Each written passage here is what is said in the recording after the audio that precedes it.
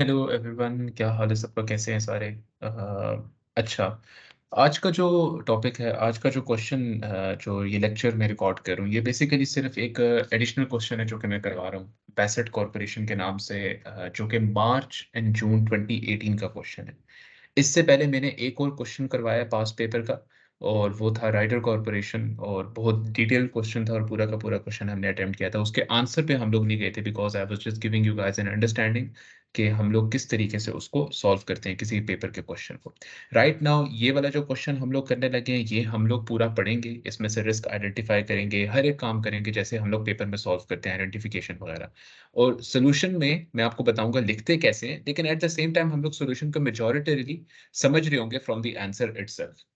Now इससे पहले कि मैं इस लेक्चर की तरफ मूव करूं, मैं आप लोगों को एक चीज बता दूं कि हम लोगों ने अभी तक बिजनेस रिस्क का कोई एक क्वेश्चन नहीं किया।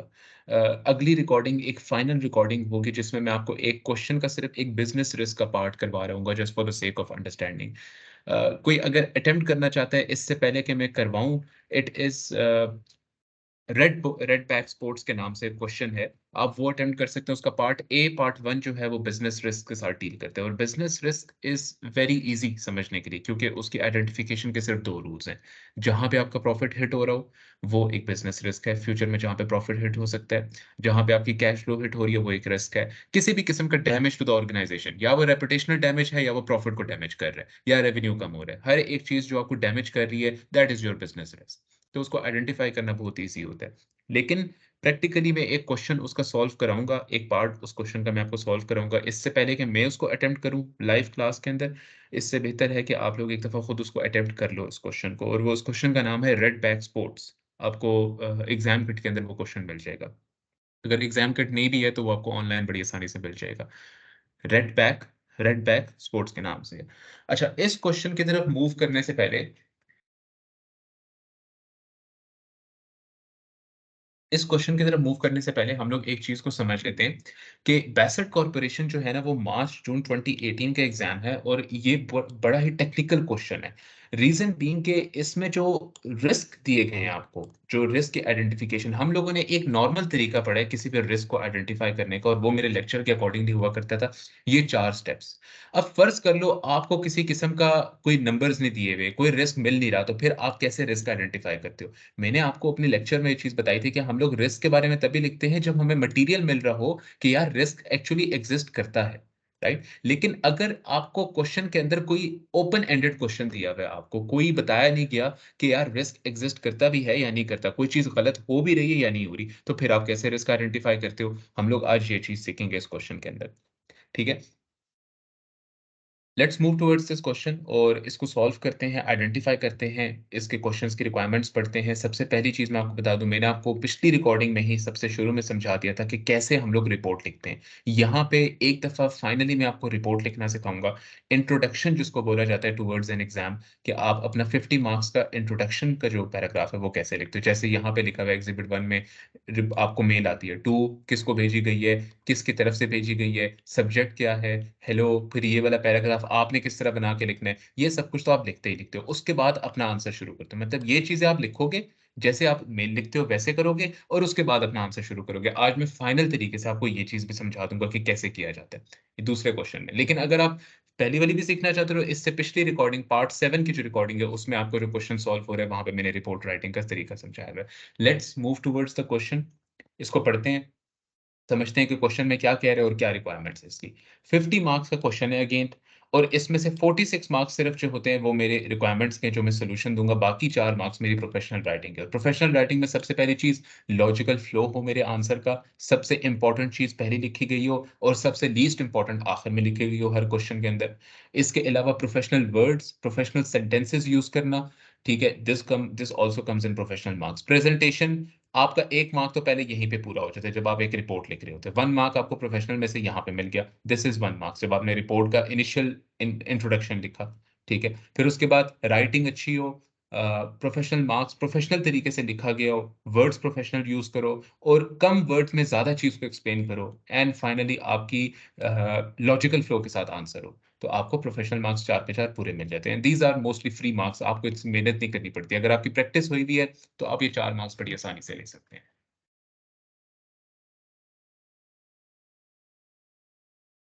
अच्छा, let's move towards the question now. Question शुरू होता है बेसेट ग्रुप का, मार्च जून 2018 का ये क्वेश्चन है, बहुत ही इंपॉर्टेंट। पढ़ते हैं क्वेश्चन को। You are the manager responsible for the Basset group. The group, अच्छा उसने इसको नाम दे दिया द ग्रुप। आगे कहते हैं the group a listed entity has a financial year ending 30th April 2018 and your firm विपिड and corporation was appointed as group auditor in 2017।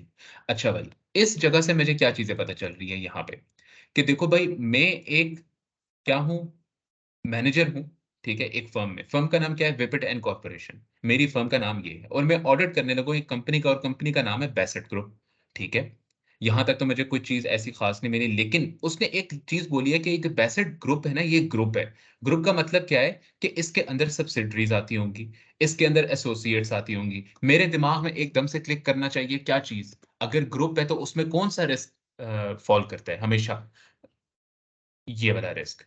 Parent, subsidiary, associate, group and transnational वाले, मैंने आपको recording में एक चीज बताई थी, इस लेक्चर में मैंने आपको एक चीज समझाई थी कि अगर मैं एक ग्रुप को ऑडिट कर रहा हूं तो वहां पे गुडविल कैलकुलेट हो रही होती है, वहां पे कंसोलिडेशन हो रही होती है, दोनों के दोनों रिस्क की एरियाज हैं। लेकिन अब हम लोग पढ़ेंगे, लेकिन मेरे दिमाग में भी से चीज क्लिक हो गई कि यार गुडविल का रिस्क यहाँ पे कहीं ना कहीं हो सकता है। ठीक है, आते हैं हम लोग दोबारा क्वेश्चन की तरफ। अच्छा, आगे कहते हैं Vipid and corporation will audit all group companies with the exception of Borzoi Corporation, a foreign subsidiary which is audited by a local firm of auditors, Saluki Associates. The group aims to comply fully with relevant corporate governance requirements. अच्छा, यहां पे मुझे एक और information अच्छी खासी मिल गई कि भाई, मैं ग्रुप को भी ऑडिट करूं, यानी पेरेंट कंपनी को, उसको तो ऑडिट करना ही करना है, लेकिन उसके साथ साथ एक और इंपॉर्टेंट चीज जो रह गई पीछे, एक कंपनी है, एक मेरी सब्सिडरी है बोर्जाई कॉर्पोरेशन के नाम से, जो कि मेरी कंट्री में फॉल नहीं करती, किसी और कंट्री में। अगर वो किसी और कंट्री में, तो वो क्या है? फॉरेन सब्सिडरी है। यहाँ पे एक और क्या चीज आ गई? IS-21 इन प्ले आ गया, ट्रांसनेशनल की बात होगी, जो हम लोगों ने अपनी रिकॉर्डिंग में पहले से पढ़ी हुई है, हम लोगों ने इस लेक्चर में पहले से पढ़ी हुई है। रिस्क आ गए भाई कि IS-21 फॉरेन करेंसी का रिस्क यहाँ पे हो सकता है, एक चीज। दूसरी चीज क्या है कि अगर मेरी कंपनी, जिस पूरी कंपनी को ऑडिट में करूं और उसकी सिर्फ एक सब्सिडरी को ऑडिट कोई और फर्म कर रही है, सलूकी एसोसिएट्स करने लगी है, तो यहाँ पे एक और रिस्क बनता है। और वो रिस्क क्या है? मैंने आपको बताया था, जब भी हम लोग दूसरों के कामों पे रिलाय करते हैं तो हम इन 4-5 चीजों को देख रहे होते हैं।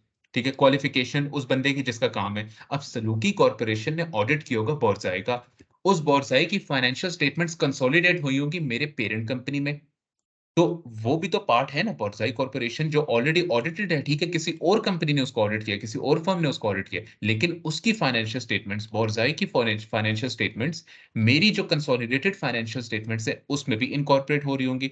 अगर बोर्साई कॉर्पोरेशन की फाइनेंशियल स्टेटमेंट्स में कोई मसला है तो उठ के किधर आएगा? मेरे पास भी आएगा वो।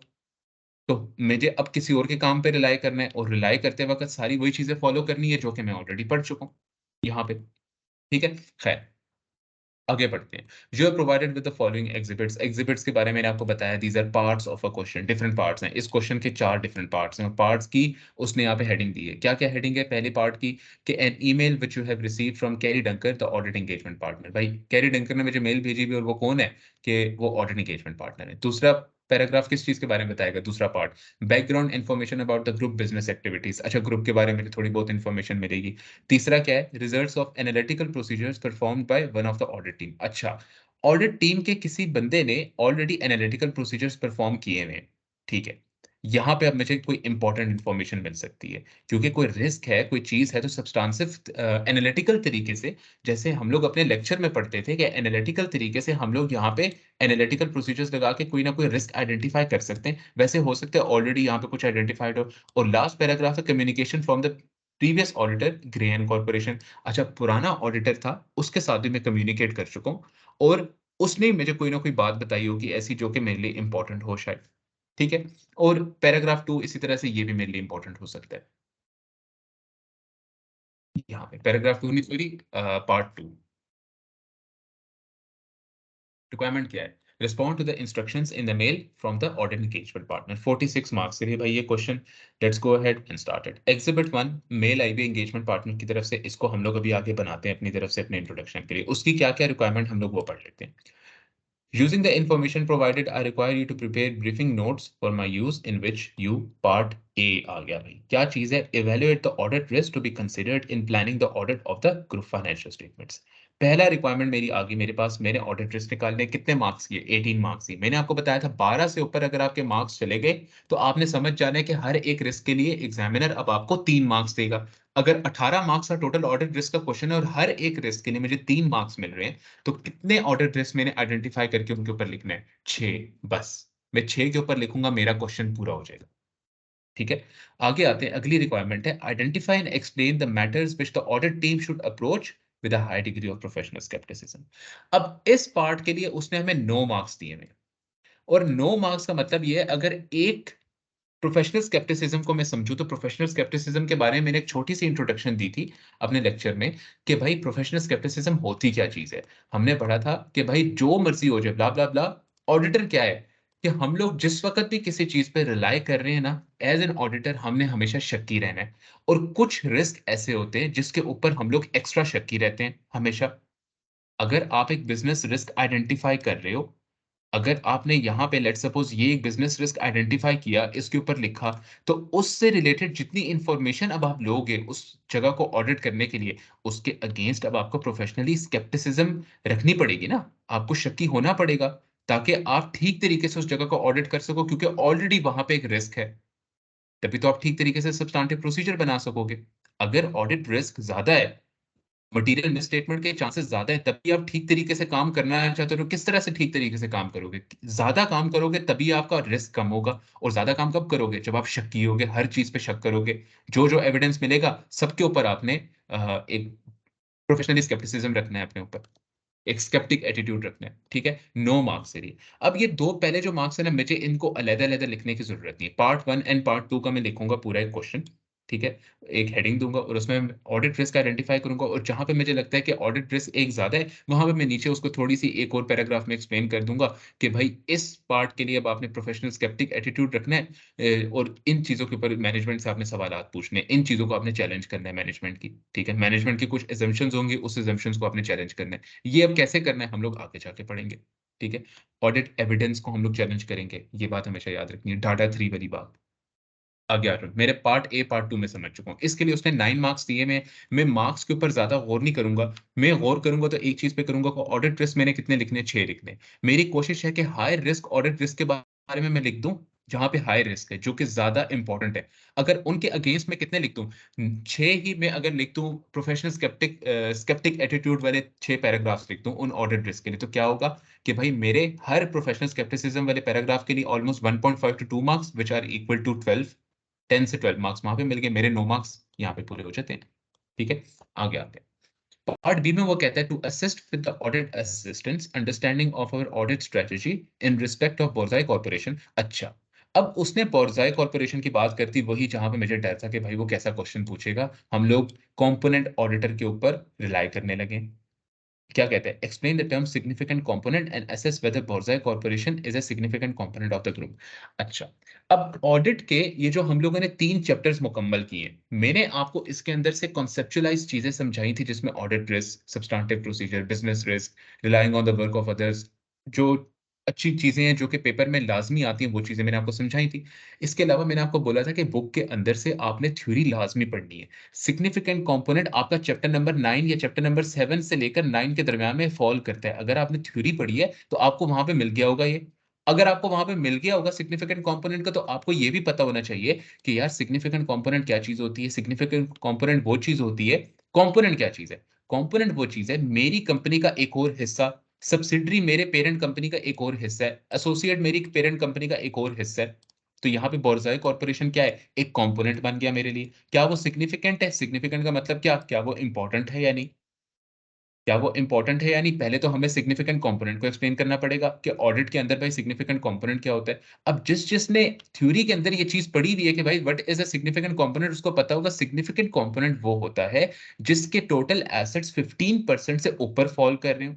अगर बोरज़ाई कॉर्पोरेशन के मैं टोटल एसेट्स उठा लूँ और उसके परसेंटेज निकालूँ compared with the total assets of the parent company, तो अगर वो 15% से ऊपर है, तो क्या आ जाएगा मेरे पास? कि वो सिग्निफिकेंट कंपोनेंट है, उनको ये पता होगा 5 मार्क्स के लिए लिखना है। पहले मैंने सिग्निफिकेंट कंपोनेंट की थोड़ी-सी थ्योरी एक्सप्लेन करनी है, वही थ्योरेटिकल पार्ट उठ के आ गया और साथ फिर बोर्ज़ाई कॉर्पोरेशन के बारे में बताना है कि भाई क्या वो सिग्निफिकेंट कंपोनेंट है या नहीं है। कैसे बताऊँगा? वही 15% वाला रूल लगाऊँगा उठा के और बताऊँगा क्या ये सिग्निफिकेंट है या नहीं है। ठीक है? लेकिन हो सकता है मुझे और भी इन्फॉर्मेशन 5 इन्फॉर्मेशन मिल जाए, 5 मार्क्स का है, 5 मार्क्स के लिए हो सकता है थोड़ा बहुत कुछ और भी एग्ज़ामिनर ने दिया। अच्छा, आगे अगर मैं आऊँ, तो अगले पार्ट की रिक्वायरमेंट है discuss the nature and the extent of involvement which a firm should have with the audit risk assessment to be performed by Saluki associates. यहाँ पे अब बच्चा कन्फ्यूज़ हो जाता है। यहाँ पे आप अपने ज़हन में सीधी-सीधी बात लेकर आओगे, भाई टीचर ने पढ़ाया था या मैंने पढ़ाया था कि भाई किधर आपने जाना है, relying upon the work of others. लेकिन यहाँ पे तो उसने ये चीज़ पूछी भी नहीं है।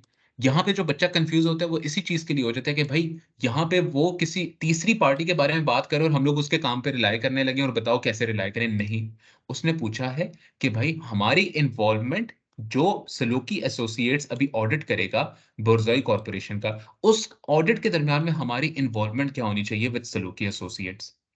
अब अगर अगेन आपने थ्योरी पढ़ी हुई है, तो वहाँ पे भी ये चीज़ लिखी हुई थी, क्योंकि ये फिर भी इनसिग्निफिकेंट है फॉर द एग्ज़ाम।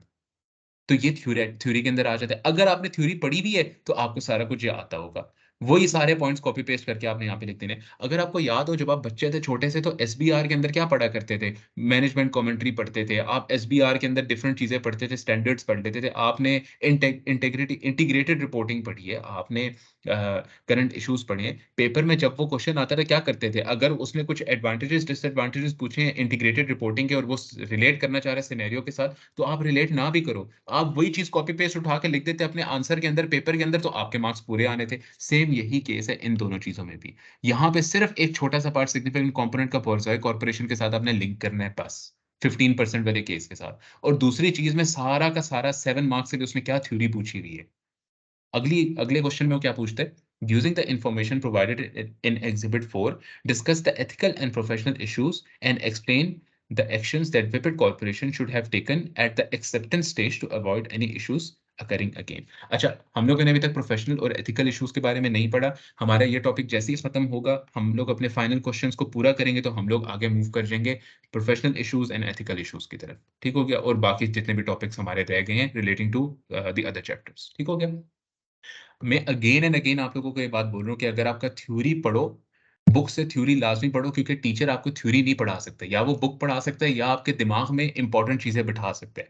मैं आपके दिमाग में इम्पोर्टेंट चीज़ें बिठा सकता हूँ इस टाइप की, कि भाई ट्रांसनेशनल कौन से ऑडिट्स होते हैं, ग्रुप ऑडिट्स में क्या रिस्क है, सब्सटेंटिव प्रोसीजर्स के बारे में बता सकता हूँ, एविडेंस क्या है, डाटा 3 है। लेकिन आप थ्योरी जो पढ़ी हुई होती है बुक के अंदर, वो भी एक इम्पोर्टेंट पार्ट होती है पेपर का। वो क्यों इम्पोर्टेंट होती है? यहाँ पे देख लो, 5 जमा 7 कितने मार्क्स का आया हुआ है? 12 मार्क्स की यहाँ पे आपके पास ऑलमोस्ट थ्योरी आई हुई है।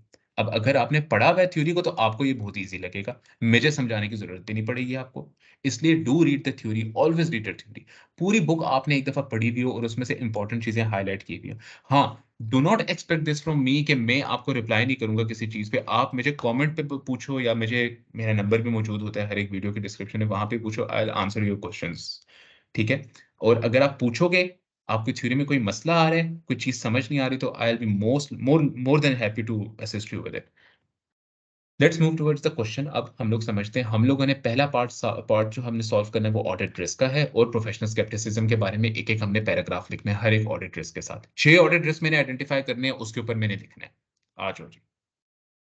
सबसे पहले आ जाओ, हम लोग आते हैं एग्ज़िबिट 2 से पढ़ना शुरू करते हैं। क्या है? The group is a publisher of newspapers and magazine. अच्छा, इससे पहले कि सॉरी हम लोग मूव करें टुवर्ड्स हमारे क्वेश्चंस की तरफ, मैं अगेन फाइनल तरीके पे आपको ये लिखवाना शुरू बता देता हूँ कि हम लोग जब भी अपना क्वेश्चन शुरू करते हैं, पहले हम लोग इंट्रोडक्शन देते हैं, और इंट्रोडक्शन में यही चीज़ें कॉपी पेस्ट होती हैं। कैसे होती हैं?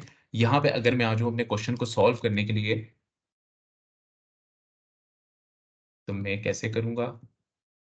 मैं यहाँ पे अपना क्वेश्चन का आंसर का एक प्लेटफ़ॉर्म बना लेता हूँ।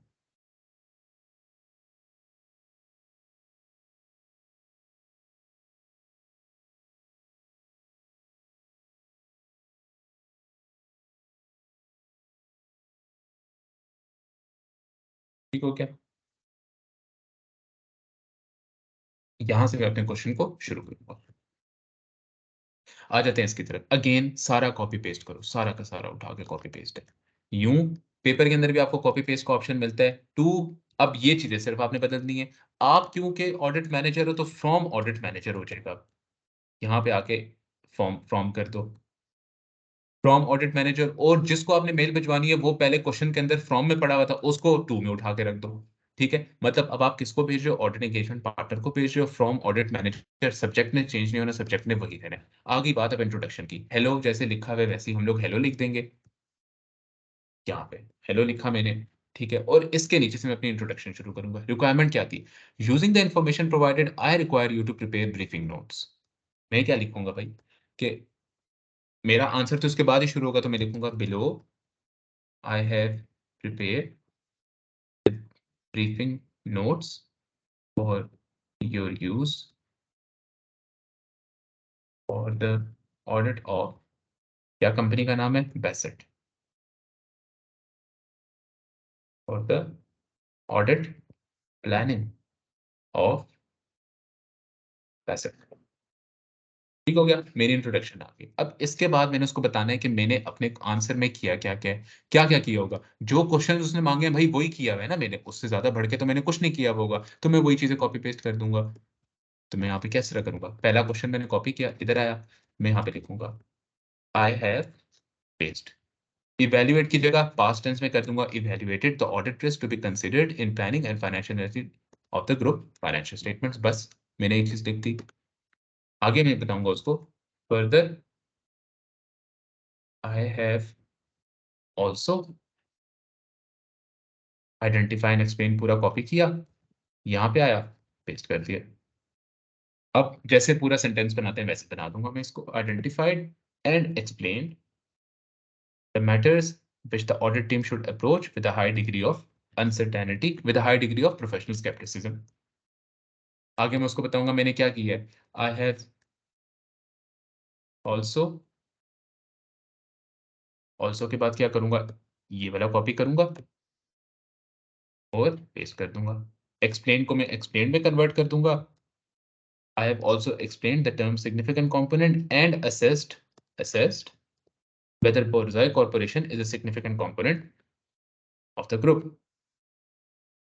while also discussing, ये वाला कॉपी किया, while also discussing the nature and the extent of the involvement which a firm should have with the audit risk assessment to be performed by Soloki Associates. अब आखिरी requirement है, कर तो हम लोग वो नहीं रहे अभी, लेकिन उसके बारे में लिख देता हूं यहाँ पे। यूं मैं लिखूंगा फाइनली, पेस्ट किया सारा का सारा। Finally using the information provided in exhibit 4, ये लिखने की जरूरत नहीं है मुझे, ठीक है, प्रोफेशनल नहीं लगेगा। यूजिंग द इंफॉर्मेशन नहीं लिखा मैंने, मैं लिखूंगा I have also discussed the ethical and professional issues and explained the actions that Vipit and corporation should have taken at the acceptance stage to avoid any issues occurring again. ठीक हो गया? इसको मैं यूं कर देता हूं ताकि आप लोगों को नजर आ जाए। ये होगी मेरी इंट्रोडक्शन सारी की सारी। This is my introduction. बस इससे ज्यादा मैंने अपनी इंट्रोडक्शन में कुछ भी नहीं लिखना होता। इंट्रोडक्शन मेरी कंप्लीट होगी। अब आना है मैंने अपने आंसर की तरफ। Let's go towards the answer. Identify करते हैं क्या रिस्क है, जो कि मेरी पहली रिक्वायरमेंट थी। अब जब मैं अपना आंसर लिखना शुरू करूंगा मैं कैसे लिखूंगा? मैं लिखूंगा यहाँ पे पार्ट 1, हाँ पार्ट ए, और इसके साथ में लिखूंगा क्योंकि दोनों पहले पार्ट्स में एक साथ ही कर रहा हूँ। ये दोनों पार्ट्स मैंने आपको बताया एक साथ हम लोग जोड़ सकते हैं, हमें अलग अलग लिखने की जरूरत नहीं है। तो मैं पार्ट ए का 1 एंड 2 हेडिंग दूंगा। नीचे से भाई मैं अपना आंसर शुरू कर दूंगा। हेडिंग्स देना शुरू करूंगा लाजमी हमेशा से। जैसे मैं पहला रिस्क आइडेंटिफाई करूंगा, मैं रिस्क को एक नाम दूंगा, रिस्क 1। सपोज मैंने यहाँ पे कुछ रिस्क आइडेंटिफाई किया, उसको नाम दिया, नीचे उस रिस्क को मेरे बारे में डिटेल लिखी, फिर यहाँ तक मैंने रिस्क एक लिख लिया, रिस्क 2 यहाँ से मैं लिखना शुरू करूंगा, हेडिंग दूंगा उस रिस्क की। कैसे? आगे बढ़ते हैं। क्या है भाई? The group is a publisher of newspapers and magazines. अच्छा भाई, ये उसके बिजनेस के बारे में बता रहा है। क्या क्या है? Newspapers and magazines, academic journals and books, and operates globally. मेरे लिए इंपॉर्टेंट हो गया। With sales being made in over 100 countries. 100 countries के अंदर मेरी sales है. The group has 20 subsidiaries. अच्छा, ये एक important चीज है. I have 20 subsidiaries right now. ठीक है, which have been acquired over the last 30 years. All group companies are located in the same country, with the exception of Borzai Corporation, a foreign subsidiary whose operations focus on the translation of published content into a variety of different languages. मतलब बोरजाई का एक ही काम है कि भाई वो दूसरी चीजें उठाती है, ट्रांसलेशन करती है पब्लिश कंटेंट को डिफरेंट लैंग्वेजेस के अंदर. ठीक है, ये बोरजाई का काम है. और वो क्या है, फॉरेन सब्सिडरी है, वो मेरे अपने कंट्री में लोकेट नहीं हुई हुई है. आगे आते हैं. The groups publishing activities can be categorised into 3 operating segments. IFRS 8 नजर आ रहे हैं ऑपरेटिंग सेगमेंट्स यहाँ पे. Each of which are cash generating units for the purpose of impairment reviews. अच्छा भाई, कैश जनरेटिंग यूनिट भी है यहाँ पे. अगर कैश जनरेटिंग यूनिट है तो गुडविल हर एक कैश जनरेटिंग यूनिट को एलोकेट हुई भी होगी. आगे बढ़ते हैं. For the purpose of impairment reviews, newspapers and magazines, academic journals and books. ठीक है, यहाँ पे 3 इंपॉर्टेंट बातें उसने की. एक तो भाई 3 मेरे पास 3 ऑपरेटिंग सेगमेंट्स हैं, each of which are cash generating unit. हर एक कैश जनरेटिंग यूनिट है, मतलब हर एक कैश जनरेटिंग यूनिट को हम लोगों ने पढ़ा है. Majority of the time goodwill भी एलोकेट हुई भी होती है for the purpose of impairment review. यानी मेरे अगर इम्पेयरमेंट का रिव्यू करना है 3 कैश जनरेटिंग यूनिट्स पे करूंगा. ठीक हो गया. आगे आते हैं सॉफ्टवेयर डेवलपमेंट पे. During the financial year, the group has invested in software which enhances and extends the group range of digital publications across the operating segments. ठीक है, मैंने एक सॉफ्टवेयर बनाया है. मेरे जहन में अभी एक स्टैंडर्ड आ रहा है IS38. रिस्क हो सकता है IS38 का. कैसे आगे बढ़ते हैं. The total investment which is recognized as an intangible asset was $15 million, of which $5 million relates to purchased software and $10 million relates to internally developed software. अच्छा, मेरे अकाउंट्स में इस वक्त जो रिकॉर्डेड है अमाउंट टोटल 15 मिलियन की है, जिसमें से 5 मिलियन मैंने बाहर से परचेज किया था और 10 मिलियन का सॉफ्टवेयर मैंने खुद से डेवलप करके रखा हुआ है. ठीक हो गया. आगे क्या कहते हैं. According to management, the implementation of this software has already led to significant increase in sales of distribution digital publications. And while this accounts for only approximately 20% of the group revenue currently, management is confident that the sales of digital publications will quickly grow. Within the 3 years is expected to overtake sales of hard copy publications across all segments. Using this justification, management does not consider it necessary to perform impairment reviews on any of the 3 segments for the year. भाई इस एक paragraph के अंदर उसने इतनी information फेंक दी, इतने risk फेंक दिए कि हम लोग सोच भी नहीं सकते. पहला रिस्क किस तरह से आइडेंटिफाई होता है देखो भाई. उसने दोबारा से पढ़ते हैं क्या. During the financial the group has invested, हम लोगों ने सॉफ्टवेयर के अंदर इन्वेस्ट किया.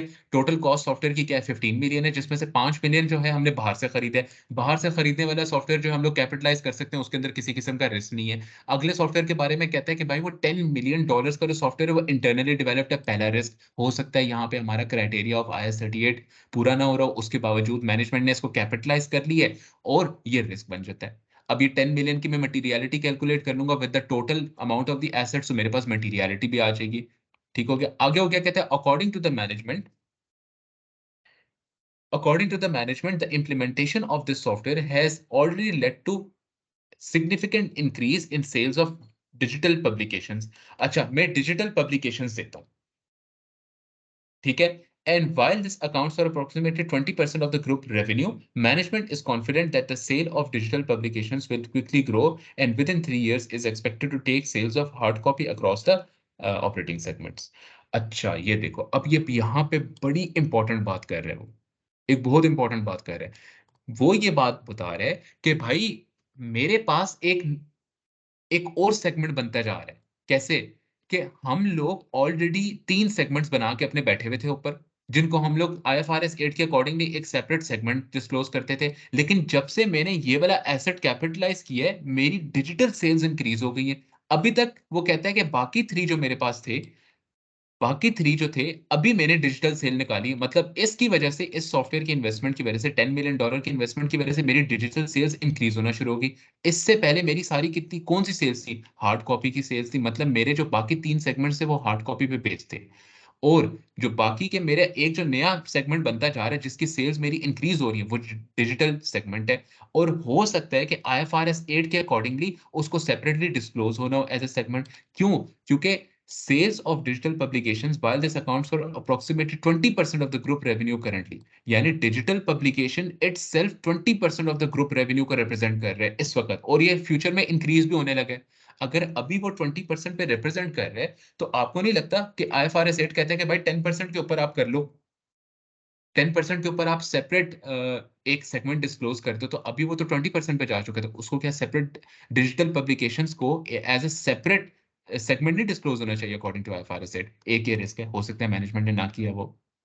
अच्छा, आगे क्या है? Management is confident that the sales of digital publications will quickly grow within 3 years, और मार्केट को हिट करेगी ब्ला ब्ला ब्ला और all the other operating segments, ठीक है? Using this justification, management does not consider it necessary to perform impairment reviews of any of the 3 segments during this year. भाई एक और risk आ गया। आप किस तरह से इम्पेयरमेंट का रिव्यू नहीं कर सकते? पहली चीज, हम लोगों ने एक चीज पढ़ी है ऊपर, इसने यहाँ पे एक चीज बताई थी कि देर आर 3 ऑपरेटिंग सेगमेंट्स, और हर एक ऑपरेटिंग सेगमेंट्स को, पुराने वाले ऑपरेटिंग सेगमेंट्स की बात करूं कि वो 3 है, अभी डिजिटल वाले को छोड़ दो, लेकिन पुराने वाले जो 3 है उनको हम लोग क्या कहते हैं? कैश जनरेटिंग यूनिट कहते हैं, पर इम्पेयरमेंट के पर्पसेस के लिए। और कैश जनरेटिंग यूनिट के बारे में हमें पता है कि उसके अंदर क्या होती है? गुडविल होती है। अगर गुडविल किसी एक चीज के अंदर पड़ी, तो IAS 38 क्या कहता है कि भाई आपका इम्पेयरमेंट इंडिकेटर हो या ना हो, लेकिन आपने हमेशा इम्पेयरमेंट की असेसमेंट करनी है जहां पे भी गुडविल पड़ी हुई है। तो ये मैनेजमेंट क्या कह रही है? हम लोग 3 ऑपरेटिंग सेगमेंट्स की गुडविल की रिव्यू नहीं कर, इम्पेयरमेंट की रिव्यू नहीं करने लगे। ये तो गलत है ना? रिस्क तो एक और आ गया, यहाँ पे रिस्क एक और आ गया IAS 36 के अंदर और IAS 38 के अंदर। कि IAS 38 कहता है कि भाई कैश जनरेटिंग यूनिट क्योंकि उसमें गुडविल होती है, तो उसका हमेशा से आपने इम्पेयरमेंट का रिव्यू करना है, और यहाँ मैनेजमेंट कह रही है मैंने नहीं करना। एक और रिस्क मैंने आइडेंटिफाई कर लिया, 3 रिस्क यहाँ पे मैं आइडेंटिफाई कर चुका हूँ। आगे आ जाओ।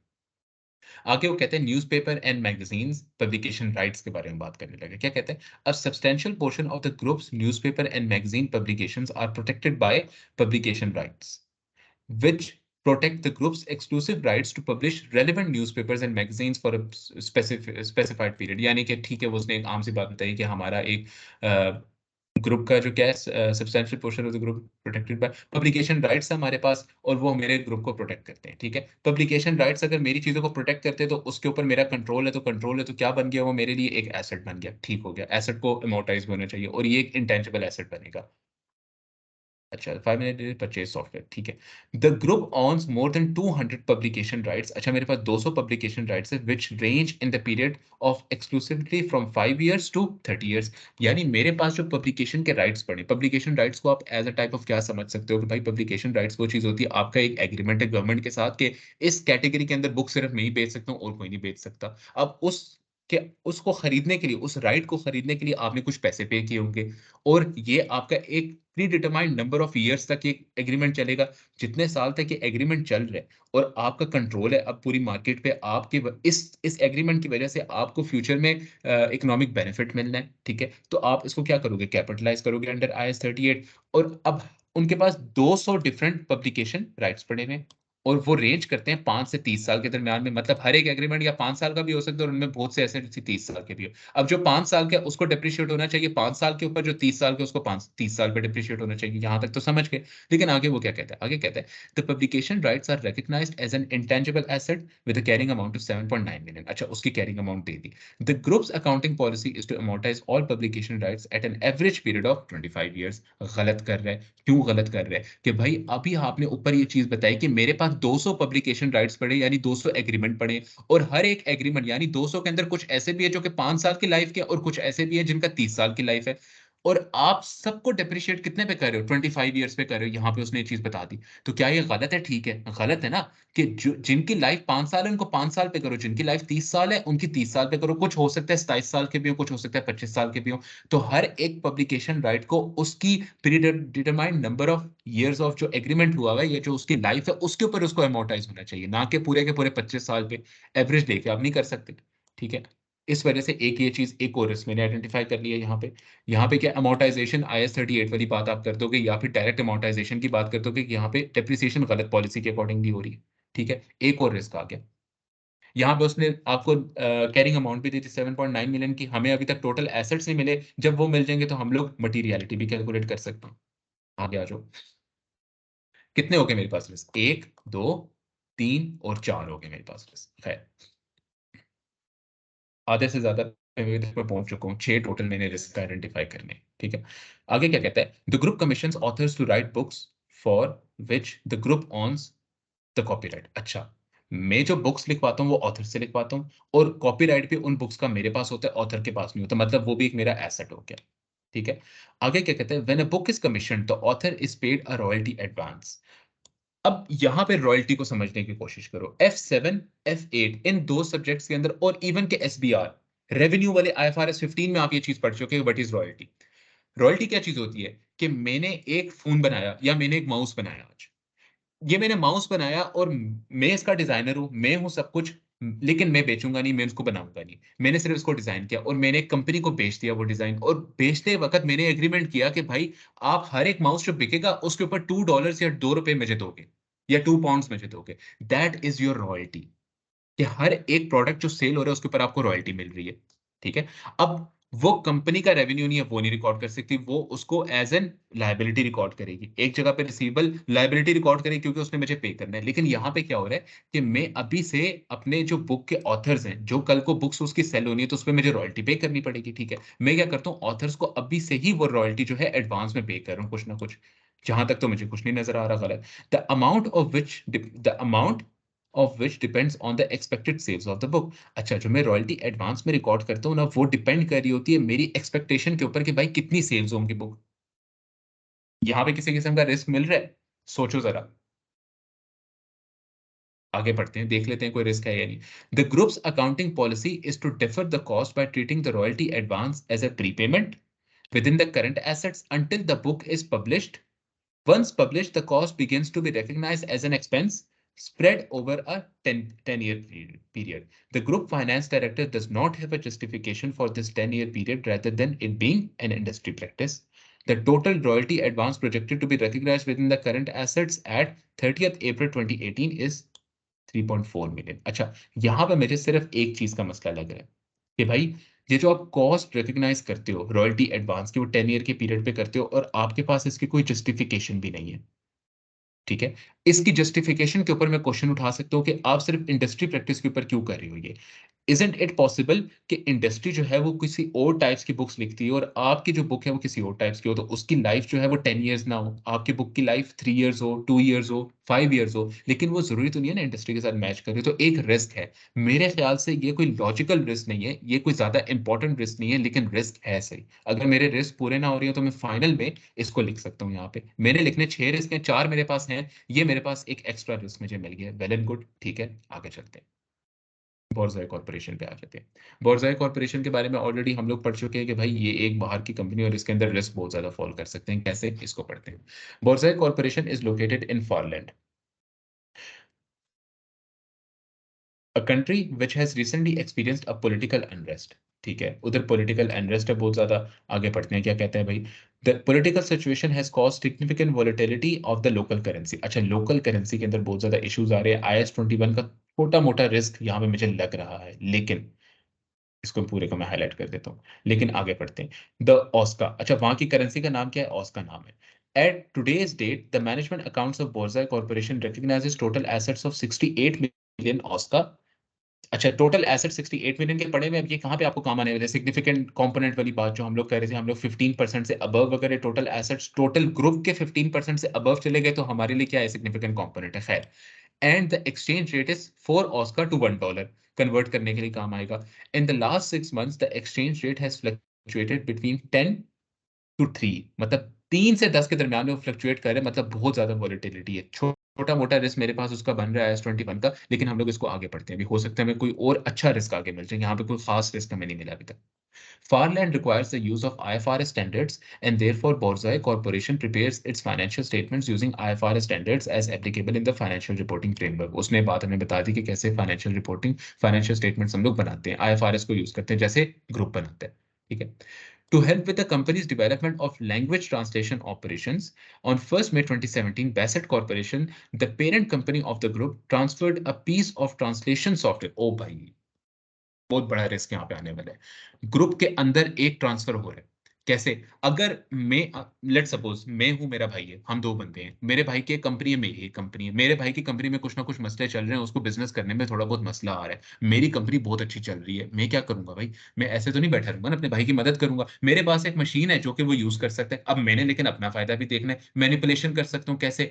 मैं अपनी मशीन को ज्यादा चीज पे बेच दूं, उसको ज्यादा प्राइस पे बेच दूं, मेरे पास प्रॉफिट ज्यादा रहा, उसने एक्चुअली मुझे पैसे कम पे किए हुए होंगे, या मैं उसको रिसीवेबल खड़ा रखूं, मुझे कोई परवाह नहीं है, ठीक है, लेकिन वो मशीन यूज करता रहेगा, उसके ऑनरशिप में आ जाएगी। यहाँ पे मैं अभी तक ये सिर्फ रिस्क आपको आइडेंटिफाई करके बता रहा हूँ कि हो सकता है ऐसा हो, लेकिन आगे पढ़ के पता चलेगा। हमने एक ट्रांसलेशन सॉफ्टवेयर उनको फॉरवर्ड किया, उनको ट्रांसफर किया, बोरजाई कॉर्पोरेशन को। आगे क्या कहता है? The software had been purchased by the parent company for 1.5 billion. अच्छा, उसकी जो इनिशियल परचेज प्राइस थी, हम लोगों ने कितने का खरीदा? 1.5 मिलियन डॉलर्स का खरीदा, सेवरल इयर्स अगो, बहुत बहुत साल पहले खरीदा। And prior to transfer to Borzoi corporation it was held at a carrying amount of 1 million. Depreciate होते होते वो 1 मिलियन पे आ गया, उसकी कैरिंग अमाउंट थी।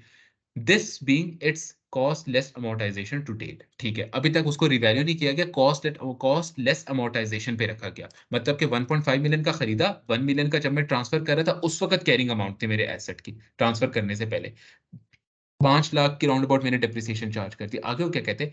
Immediately prior to being transferred to Borzoi corporation, the software was revalued in the parent companies financial statement to 5.4 million.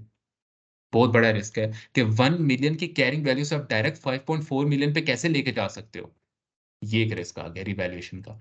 Active market होनी चाहिए, वहां से आप आइडेंटिफाई करते हो किसी भी चीज की फेयर वैल्यू को। सॉरी, गलत चीज आइडेंटिफाई कर दी। मैं आपसे कह रहा था कि एक्टिव मार्केट होनी चाहिए, उसी एक्टिव मार्केट को यूज करके आप आइडेंटिफाई करते हो कि भाई क्या आपका एसेट रिवैल्यू होगा भी या नहीं, और कितनी अमाउंट पे होगा। पॉसिबिलिटी ये है कि मैनेजमेंट ने जानबूझ के 5.4 मिलियन पे कर दिया, यहाँ पे अब मुझे प्रोफेशनली स्केप्टिक भी होना पड़ेगा, और मैनेजमेंट की हर एक एजम्पशन को चैलेंज भी करना पड़ेगा, ठीक है। और दूसरी एक बहुत बड़ी बात, आगे बढ़ते हैं, फिर मैं आपको बताता हूँ। This being it's estimated fair value at the time of transfer. The estimate of the fair value is determined by group management, and this amount is still outstanding for payment by Borzai Corporation. है यहाँ पे 3-4 किस्म के different risk, लेकिन हम लोग यहाँ पे अपने लिए दो बहुत मेजर रिस्क बना सकते हैं। पहली चीज, IFRS 13 फेयर वैल्यू के ऊपर, या फिर IAS 38 के अंदर, क्योंकि रिवैल्यू हो रहा है, एसेट था, इंटेंजिबल एसेट था, 5.4 पे कैसे गया, ये बहुत बड़ा रिस्क है। ठीक है, फेयर वैल्यू क्या पता उसकी ना हो, किस तरह मुझे सबूत मिला कि मैनेजमेंट की जो एस्टिमेशन थी फेयर वैल्यू की, वो मैनेजमेंट ने डिटरमाइन की। मैनेजमेंट बहुत ज्यादा ओवर वैल्यू करने के लिए भी बैठ सकती है इसको, ठीक है। और दूसरी चीज, एक और चीज, एक तो वो रिसीवेबल पड़ा हुआ है। अब इस रिसीवेबल से मेरे एग्जाम में चीज आई कि जब भाई हम लोग कंसोलिडेशन कर रहे होते हैं ना किसी भी चीज की, तो inter company transactions, receivables, payables, हर एक चीज वो खत्म करनी होती है। तो एक दूसरा रिस्क मुझे मिल गया कि हो सकता है रिसीवेबल अभी कंसोलिडेशन के वक्त खत्म ना किया गया हो, ताकि हम लोग अपनी फाइनेंशियल स्टेटमेंट्स के अंदर रिसीवेबल्स को ज्यादा दिखा सकें। And at the same time होगा क्या, अगर ज्यादा दिखाएंगे तो हमारे पास रिस्क इंक्रीज कर जाएगा, मेरी जो रिसीवेबल्स हैं वो ओवरस्टेट हो जाएंगे। दो रिस्क मैंने यहाँ पे आइडेंटिफाई कर लिए। टोटल कितने रिस्क हो गए इंपॉर्टेंट वाले? ये इंपॉर्टेंट था एक, जो मैंने अभी रिसीवेबल्स इंटर कंपनी की बात की वो दो, ठीक हो गया। ये छोटे छोटे थे, इनको हम लोग छोड़ सकते हैं। आगे आते हैं तीसरा ये रिश्ता, चौथा ये रिश्ता, पांचवा ये, छठा ये, और बस 6 रिस्क मैंने आइडेंटिफाई कर दिए थे, करने थे, 6 हो गए। आगे बढ़ते हैं, एग्जिबिट 3, हो सकता है और भी रिस्क हो। The revenue and the total assets for 2018 projected and 2017 actual for the group in total and for each segment are as follows. हर एक ग्रुप के लिए उसने मुझे दिया है, ठीक हो गया। Operating segment newspaper and magazines का एक सेगमेंट है, एकेडमिक जर्नल्स का एक सेगमेंट है, और बुक का एक सेगमेंट है। मेरे पास यहाँ पे डिजिटल पब्लिकेशन का कोई सेगमेंट नहीं आ रहा, जो कि मैंने रिस्क आइडेंटिफाई किया था यहाँ पे कि भाई वो भी हो सकता है एक सेगमेंट बने। क्यों? क्योंकि 20% of the group currently total revenue को रिप्रेजेंट कर रहे हैं, तो उसको तो एक सेगमेंट होना ही चाहिए, ठीक है। अच्छा, अब उसने बताया कि 2018 तक रेवेन्यू जो प्रोजेक्ट कर रहे हैं हम लोग, फोरकास्ट कर रहे हैं, वो कितना है? 64, पुराना कितना था? 67 गिर रहा है। 47, पुराना कितना था? 46 गिर, थोड़ा सा इंक्रीज हुआ है। 42 पे आया बुक्स का, पुराना कितना था? 45, ठीक है। चेंज इन रेवेन्यू कितना है? 4.5 से गिरा था ये, परसेंटेज चेंज इन रेवेन्यू उसने बताया भाई यहाँ पे। 4.5% से हमारा इस सेगमेंट का रेवेन्यू गिर रहा है, 6.7% से इस सेगमेंट का रेवेन्यू गिर रहा है, और एकेडमिक जर्नल्स का रेवेन्यू इंक्रीज हो रहा है 2.2% से। यहाँ पे एक और रिस्क में पॉइंट यूज कर सकता हूँ। मैंने यहाँ पे आइडेंटिफाई किया था कि मैं यहाँ पे इम्पेयरमेंट रिव्यू नहीं कर रहा। मैंने एक पॉइंट तो वो लिखना ही लिखना था, जैसे मैंने लिखा था कि भाई गुडविल की बात जब आती तो उसको हर साल आप इम्पेयरमेंट का रिव्यू कर रहे होते हो, चाहे इम्पेयरमेंट हो रही हो, चाहे कोई इंडिकेटर हो या ना हो, आपने रिव्यू करना है। इसके आगे मैं ये लाइन लिख दूंगा कि हमारे रेवेन्यूज गिर रहे हैं which is also an indicator for impairment. तो इस वजह से मैनेजमेंट को लाजमी करना चाहिए, मेरे पॉइंट्स और पक्के होते जा रहे हैं यहाँ पे। ठीक है, इन चीजों को मैं यूज कर सकता हूँ, मैं इसको हाईलाइट कर देता हूँ। आगे क्या चीज है, वो कहता है कि भाई एज एट 30th अप्रैल टोटल एसेट्स की उसने बताई हुई प्रोजेक्टेड 45 मिलियन के एसेट्स दिए हुए न्यूज़पेपर के, 18 मिलियन के एसेट्स दिए हैं इस दूसरे वाले सेगमेंट के, 32 मिलियन के इसके दिए। सबके एसेट्स ऑलमोस्ट इंक्रीज ही कर रहे हैं। ठीक है। अच्छा, अब यहाँ पे एक और इम्पॉर्टेंट चीज जो मेरे पास है वो ये है कि हम लोगों ने बात की थी कि भाई यहाँ पे हमने एक रिस्क आइडेंटिफाई किया था अपने बोरजाई कॉर्पोरेशन के अंदर कि ये रहा 68 मिलियन ऑस्का के हमारे पास एसेट्स पड़े हुए बोरजाई कॉर्पोरेशन के अंदर। पार्ट नंबर 2 के अंदर हमने डिफाइन करना है कि कंपोनेंट सिग्निफिकेंट कंपोनेंट क्या है, और सिग्निफिकेंट कंपोनेंट को आइडेंटिफाई करने के लिए हमने एक क्राइटेरिया आइडेंटिफाई किया हुआ है फ्रॉम बुक थ्योरी के अंदर से कि भाई अगर 15% से अबव चले जाएं टोटल एसेट्स एक कंपोनेंट के, कंपोनेंट क्या, कोई एक पार्ट एक कंपनी का, बोरजाई कॉर्पोरेशन एक पार्ट है मेरी कंपनी का। ठीक है, तो अगर उसके 15% से टोटल ऊपर चले गए एसेट्स तो वो मेरे लिए क्या है, सिग्निफिकेंट कंपोनेंट है। अब मैं 15% कैसे कैलकुलेट करूंगा, पहले तो 68 मिलियन ऑस्का को कन्वर्ट करूंगा इस करेंसी में। ये करेंसी कौन सी, डॉलर है। तो मैं ऑस्का को कन्वर्ट करूंगा, 68 मिलियन डिवाइडेड बाय 4 कर दूंगा, मेरे पास डॉलर्स आ जाएंगे। वो डॉलर्स की amount 68 million divided by 4 almost आपके 17 मिलियन राउंड अबाउट बनते हैं, आई थिंक सो। ठीक है, इस अमाउंट को जब मैं डिवाइड करूंगा टोटल एसेट्स के साथ प्रोजेक्टेड 95 वाले के साथ, तो मुझे पता लग जाएगा कि भाई क्या ये 15% से ऊपर है या कम है। अगर ऊपर है तो सिग्निफिकेंट कंपोनेंट है, वरना नहीं है। ठीक है, आगे बढ़ते हैं। Communication from the previous auditor grey and corporation. अच्छा भाई, एक मिनट एक मिनट एक मिनट, यहाँ पे तो एक और इंपॉर्टेंट रिस्क हम लोग छोड़ते हुए जा रहे हैं क्या। ये प्रीवियस ऑडिटर की बात यहाँ पे क्यों आ गई है, तभी आती है ना जब हम लोग नए ऑडिटर होते हैं, तभी तो हम लोग पुराने ऑडिटर के साथ कम्युनिकेशन कर रहे होते हैं। अगर मैं इसका 2 साल के बाद ऑडिट कर रहा हूँ, 2 साल हो चुके हैं मुझे एक कंपनी को ऑडिट करते हुए, मैं पुराने ऑडिटर के पास क्यों जाऊंगा। मैं तो तभी जाऊंगा ना जिस वक्त मैं एक नया ऑडिटर हूँ। तो मैंने आपको एक चीज बताई थी अपने लेक्चर के अंदर कि हमारे पास 3 किस्म के रिस्क होते हैं। ये रहा डिटेक्शन रिस्क, एक इनहेरेंट रिस्क है, एक कंट्रोल रिस्क है, और एक डिटेक्शन रिस्क है। मैंने आपको डिटेक्शन रिस्क के बारे में बात बताई थी कि भाई डिटेक्शन रिस्क तब अराइज होता है जब मेरा फर्स्ट ईयर हो ऑडिट का किसी भी कंपनी के साथ, या मैं उस इंडस्ट्री में पहले ऑडिट कर रहा हूँ। अगर मैं अभी पुराने ऑडिटर के साथ अभी मैं बात करूं कि भाई बताओ क्या चीजें थी, तो ये तो मेरा फर्स्ट ईयर ऑडिट का। और अगर फर्स्ट ईयर ऑडिट का डायरेक्ट हमारे पास किस चीज का रिस्क आ जाता है, डिटेक्शन रिस्क उठ के आ जाते हैं। डिटेक्शन रिस्क के अंदर क्या चीज आपने लिखना है, auditor may not be able to identify the material misstatements as this is the first year of audit. बस इतनी सी बात लिखने है कि आपको यहाँ पे भी 3 मार्क्स मिल जाएंगे। एक और रिस्क आइडेंटिफाई कर लिया, और ये भी बड़ा सिग्निफिकेंट रिस्क है। अब आप चूज कर सकते हो, पहले भी 6 हम लोग सिग्निफिकेंट आइडेंटिफाई कर चुके हैं, सातवां ये भी एक सिग्निफिकेंट आइडेंटिफाई कर ली, हो सकता है अभी यहाँ से हमें कुछ और मिल जाए। क्या कहते हैं, the previous group auditor Gray and Corporation states the following in their communication to Whippet and Corporation. Whippet and Corporation हमें Gray पुराने वाला auditor वो क्या कहते हैं, we have acted as group auditor for the last 4 years and our audit opinion has been unmodified each year. ठीक है, however unmodified का मतलब क्या है ये आप बाद में पढ़ोगे, लेकिन अभी समझाने के लिए बता दूं, मतलब ठीक था। दे ग्रांटेड एन ओपिनियन जो कि बिल्कुल ठीक था, वो कहते थे कि इनके फाइनेंशियल स्टेटमेंट ठीक है, लेकिन आगे वो क्या कहते हैं, however, we would like to bring your attention to a matter relating to the group's corporate governance arrangements. We found that on several occasions in the last year, the group chief financial officer initially blocked our firm's access to the group's audit committee, making it difficult for us to discuss matters relating to audit with the committee. अच्छा भाई, chief internal auditor के ऊपर अब आपके question marks हैं, integrity of the client के ऊपर question marks हैं, लेकिन मेरा ऑडिट रिस्क नहीं है, ये मैं आपको सिर्फ आइडेंटिफाई करके दे रहा हूँ for the purpose of professional and ethics. We therefore had to rely more heavily on management information and representations that we would have liked. However, we believe that in circumstances we obtained sufficient and appropriate audit evidence that there was no justification for issuing a modified audit opinion. We thought that you would be aware of this difficulty. अच्छा, ये आपका relate करते हैं majorly किस चीज के साथ, उसके साथ रिलेट करते हैं professional issues and ethics issues के साथ। इसमें यहाँ पे रिस्क क्या है, सॉरी इशू क्या है यहाँ पे, इंटेग्रिटी ऑफ द क्लाइंट के ऊपर इशू है। ठीक है, अब हम लोग जाते हैं इसके आंसर की तरफ, इसको पढ़ते हैं, पहले समझ लेते हैं कि हम लोगों ने कौन कौन से रिस्क आइडेंटिफाई किए और कैसे हम लोगों ने उसको लेके चलना है आगे।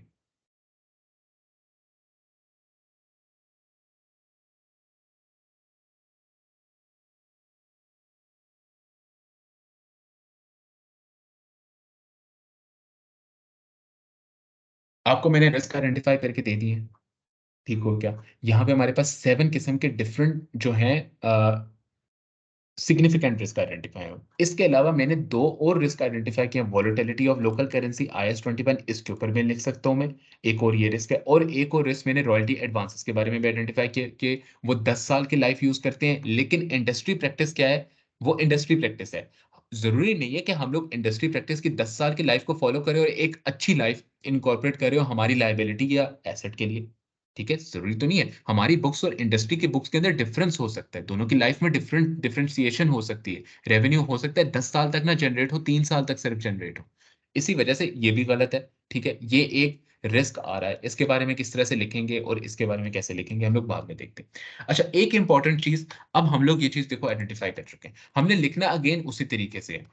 First thing is first, which financial statement item is at the risk, overstated है या फिर अंडरस्टेटेड है, हमने ये चीज बतानी है। दूसरी चीज एक्सप्लेन करना है रेलेवेंट IAS और IFRS स्टैंडर्ड को।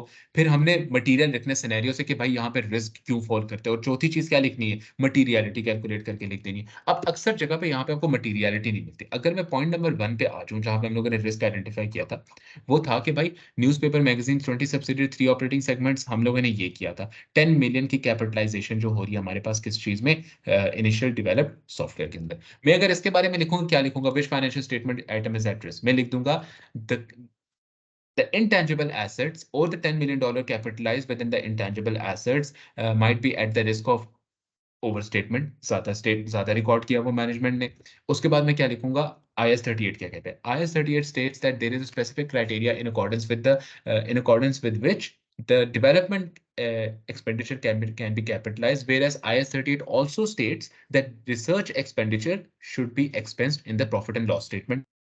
दो चीजें मैंने बता दी IS-38 की।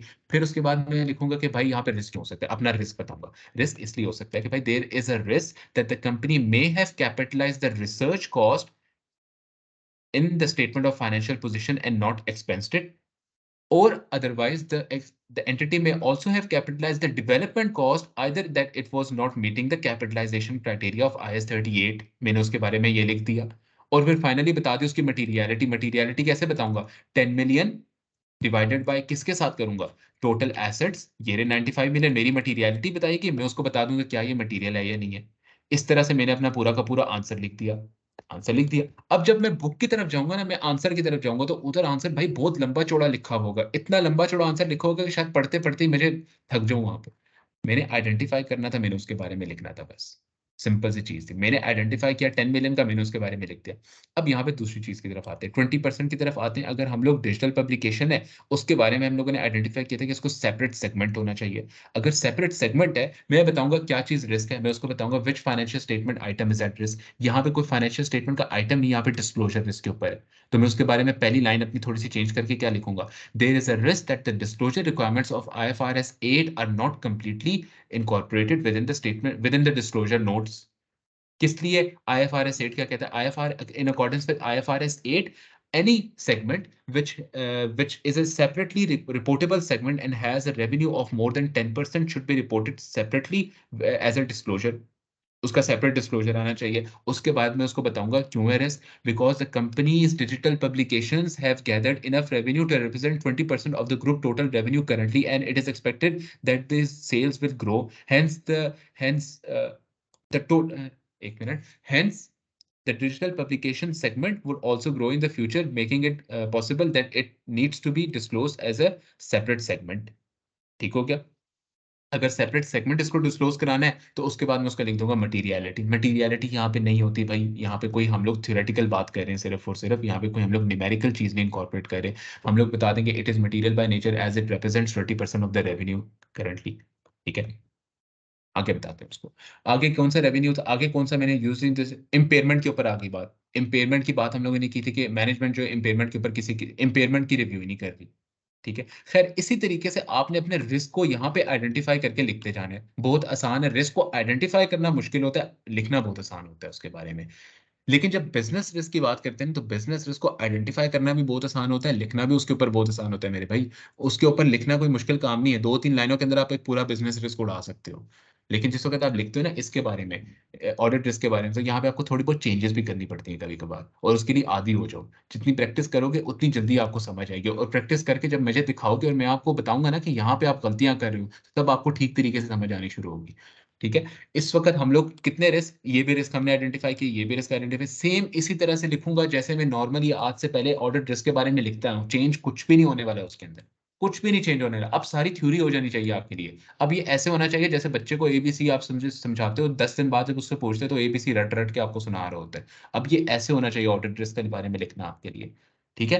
ऑडिट रिस्क हम लोग आइडेंटिफ़ाई कर चुके हैं। इम्पेयरमेंट के अंदर एक सबसे इम्पोर्टेंट पॉइंट था, जब मैंने आपको बताया था इम्पेयरमेंट के बारे में हम लोग बताएँगे तो सही कि भाई क्यों हम लोग इम्पेयरमेंट करेंगे कैश जनरेटिंग यूनिट की वजह से, और वो गुडविल उसके अंदर है। आईएस 38 कहते हैं जहाँ पे गुडविल है उसको हर साल आपने क्या करना है, इम्पेयरमेंट टेस्टिंग करनी है। फर्दर एक और पॉइंट उसको मैं दे दूँगा किस चीज़ के बारे में, कि भाई हमारे रेवेन्यूज़ डिक्रीज़ हो रहे हैं, हर एक सेगमेंट के which is a separate indicator of impairment, इस वजह से इम्पेयरमेंट की टेस्टिंग होनी चाहिए।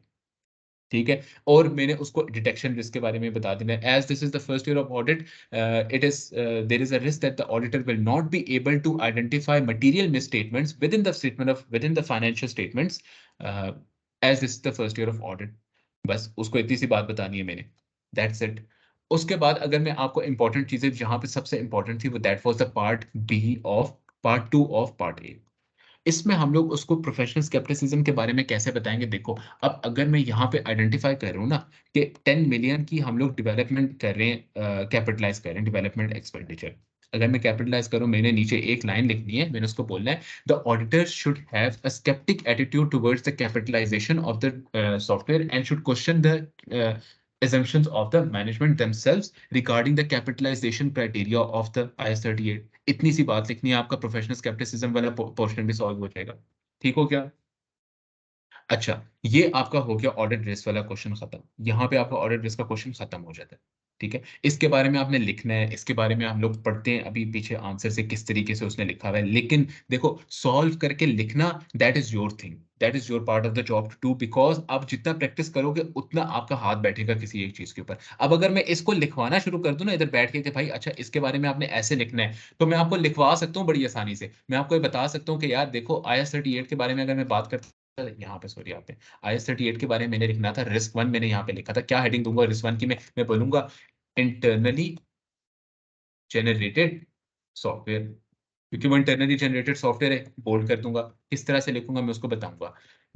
There is a risk that the management there is a risk that the intangible assets or the software cost capitalized is overstated। कैसे? उसके आगे sample दे दूँगा मैं किस तरीके से ओवरस्टेटेड है वो। उसको मैं बताऊँगा कि देखो भाई IS 38 क्या कहता है। मैंने जो अंडरस्टैंडिंग लेक्चर के अंदर दी हुई है उसके बारे में बात करूँगा। कहाँ पे है? ये रही। एक्सप्लेन द रिलेवेंट IS और IFRS में उसको बताऊँगा कैसे कि भाई सॉरी किधर चला गया? ये रहा। इसलिए क्यों? क्योंकि in accordance with IAS 38 internally developed cost should only be capitalized if it is development expenditure and meets the capitalization criteria set out in IS 38.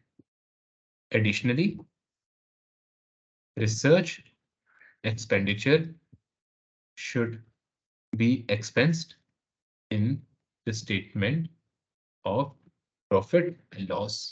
मैंने उसको एक चीज़ बता दी। ठीक है, सॉरी मैं इसको थोड़ा-सा सेट कर लूँ, 1 सेकंड। ये आ गया। ठीक है, यहाँ तक मैंने उसको दे दिया। मेरे अभी तक सिर्फ 2 पॉइंट्स पूरे हुए हैं।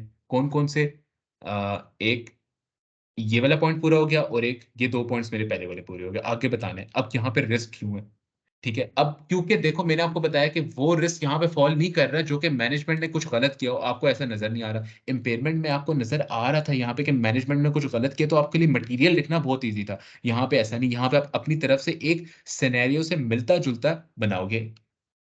यहाँ पे मटीरियल खुद से बनाओगे, अपना दिमाग इस्तेमाल करना है, क्योंकि आप प्रोफेशनल शक्की बंदे हो ना, जब शक्की बंदा होता है ना कोई, खुद से शक्की बनना शुरू करो, हर चीज के ऊपर शक करो, खुद से आपको समझ आ जाएगा भाई रिस्क कहाँ कहाँ पे फॉल कर सकता है। ठीक है, आते हैं हम लोग आंसर की तरफ, इसको कंटिन्यू करते हैं। इसमें मैं क्या लिखूंगा कि there is a risk that the management would have capitalized the development cost even though it is currently not meeting the capitalization criteria, या फिर there is also a possibility that the management would have capitalized research expense which should have been expensed in profit और loss. ठीक है, यहां तक मैंने उसको बता दिया। इस जगह को थोड़ा सा इंक्रीज कर लेते हैं। ठीक हो गया, यहां तक मैंने उसको बता दिया। फाइनल सिर्फ आइटम मैंने उसको देना है भाई, मटीरियलिटी कैलकुलेट करनी है, जो कि मेरा फाइनल पॉइंट है ये वाला। पॉइंट नंबर 4, मटेरियलिटी कैलकुलेट करके देनी है। अब इम्पेयरमेंट होगी, ये चीजें होगी भाई, ये तो मटेरियल बाय नेचर होती है ना, आप इसके बारे में मटेरियलिटी तो नहीं कैलकुलेट कर सकते। जहां पे आपको कोई नंबर नहीं गिवन, जहां पे आप मटेरियलिटी नहीं कैलकुलेट कर सकते, वहां पे फिर आप उसको रीजंस को थोड़ा सा इंक्रीज करके लिखो हमेशा से, ताकि आपके 3 मार्क्स पूरे हो। लेकिन ज्यादा जरूरी नहीं होता रीजंस को इंक्रीज करना, क्योंकि एग्जामिनर भी ये चीज रियलाइज करता है कि भाई एक आधा मार्क्स में दिया करता था मटीरियलिटी का, और यहाँ पे रियलिटी नहीं कैलकुलेट हो रही, तो वो ऑटोमेटिकली इंक्रीज कर देते हैं आपके मटेरियल वाले मार्क्स को। ठीक है, जो आपने रीजंस लिखनी होती है उसको वो खुद ही इंक्रीज कर देते हैं रीजंस के मार्क्स को। मटेरियलिटी देनी है, the total capitalised cost of 10 million represents कितने परसेंट। अब परसेंटेज कैलकुलेट कर लेते हैं। 10 मिलियन के टोटल कॉस्ट है, टोटल एसेट्स कितने के हैं प्रोजेक्टेड आने वाले, 95 मिलियन के। 95 मिलियन कितने परसेंट रिप्रेजेंट करता है, बहुत ज्यादा रिप्रेजेंट करता है, 11% पे रिप्रेजेंट कर रहे हैं ये रहा 95। और मेरा एसेट जो है वो 10 मिलियन का है।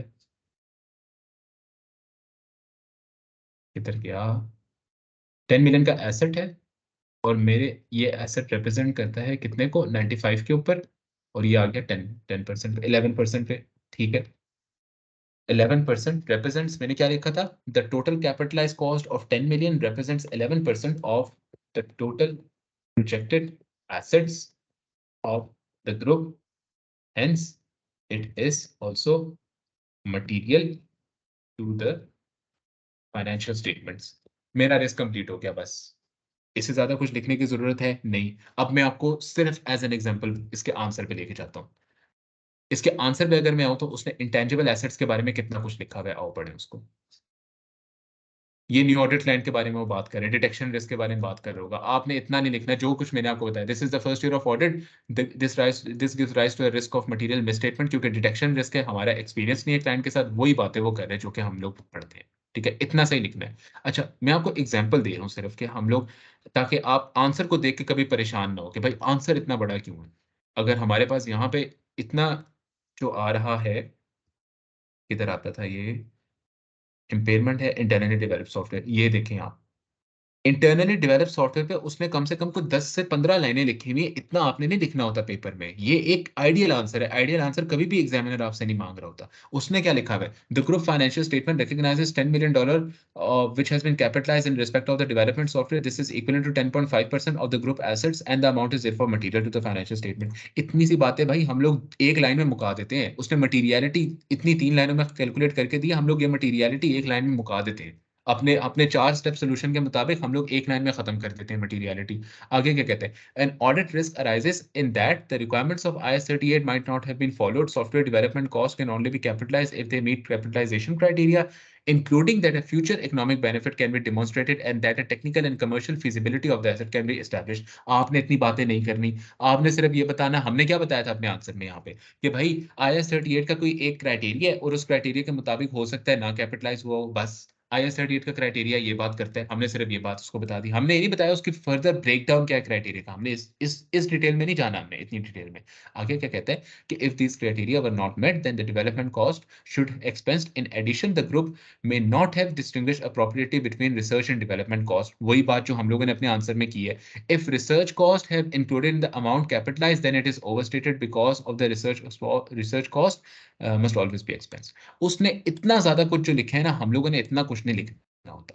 ठीक है, नीचे प्रोफेशनल स्केप्टिसिज्म की बात करें, मैं आगे उसको सॉल्व करके आपको बता देता हूँ कैसे करेंगे। ठीक है, लेकिन इसने बहुत कुछ लिखा हुआ है। This is the ideal answer जो कि एग्जामिनर उस बंदे से एक्सपेक्ट करता है जिसके पास एटलीस्ट 6 घंटे हो पेपर सॉल्व करने के लिए, 3 घंटे नहीं, आपके पास 3 घंटे हैं, आपने इतना लिखा बहुत है, आपने सिर्फ इस स्टेप्स को फॉलो करना है किसी भी चीज को लिखने के लिए। हो सकता है इसमें से भी एक दो स्टेप्स निकल जाए, ज्यादातर आपके जो क्वेश्चन होंगे हो सकता है उसमें स्टेप नंबर 4 निकल जाए। अब अगला जो आपका रिस्क है वो किस चीज का है, इम्पेयरमेंट का है, उसमें से आपका स्टेप नंबर 4 निकल जाएगा।